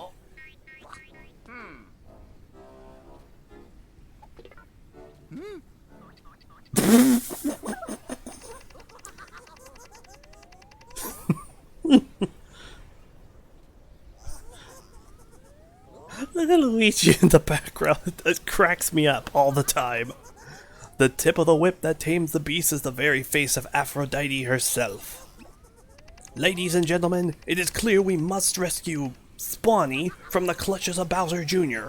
before he can destroy what's left of the Mushroom Kingdom forever. I say we adjourn to Princess Peach's castle for a series of breakout sessions, during which we shall workshop solutions in a safe, open environment. In other words, let's get moving! Good! See, I'm pretty sure if you manage to beat it within the moveset limit and, yeah, if you do it within the move limit and have all 3 teammates alive, then you get perfect. If 1 or 2 teammates die, then you get good. If all 3 teammates die, you get fair, and if all 3 teammates die, well actually if all 3 teammates die, then you just lose the battle upright. So yeah, no. If you lose 1 teammate or you don't hit the turn limit, then you get good. If you lose 2 teammates or you hit the turn limit, then you get, I think it's fair. So yeah, team rank up, our health has increased for all heroes, we have 16 new weapons available, and we've also unlocked the washing machine. With this, we can go back in time and challenge chapters in order to get better ranks and better coins. We also get 10 challenges in the Ancient Gardens, which we can beat in order to gain more power orbs. And lastly, there's the co-op challenges. Got a whole new co-op challenge, or co-op campaign, Garden Party of Doom! I'm probably going to end the stream really quickly here after this cutscene, and when we boot up the game next time, we'll go over all that new stuff we unlocked. Did you see that? I can... Oh yeah, it didn't even mention this, but yeah, now Beepo can also move certain blocks on the overworld.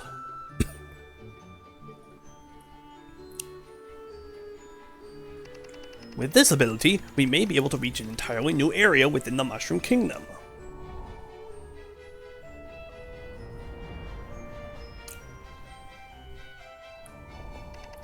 Or backtrack to the Ancient Gardens and reach previously inaccessible areas. The rabbits tweaked the cannon so that we could choose where to launch to. According to my sources, Bowser Jr. was last seen headed towards the Sooper Desert. Let's follow him and retrieve... Spawny. Oh, there it is. You unlocked the move action. Set aside heavy objects that block your way. And now let's talk to Princess Peach. Alright, Mario. In some ways, Bowser Jr. is even worse than his father. Ah, yes, but he's also so cute, you know? So, yeah, I think that's where we're gonna end this. We've been streaming for 3 hours and 10 minutes, which is a new personal best. I think I kind of want to stream for around 3 hours from now on. I think that's a decent time. Enough time to get some good content in there. Hopefully try and draw in some decent viewers. So, next time on Mario and Rabbids Kingdom Battle, we will... Well, first we're going to head back to the Ancient Gardens and round up some extra collectibles there. Then we'll head off to the Sooper Desert and start exploring there. Don't think we'll be able to get to its boss, but hopefully we'll at least be able to beat the mini-boss. So, yeah. See ya then.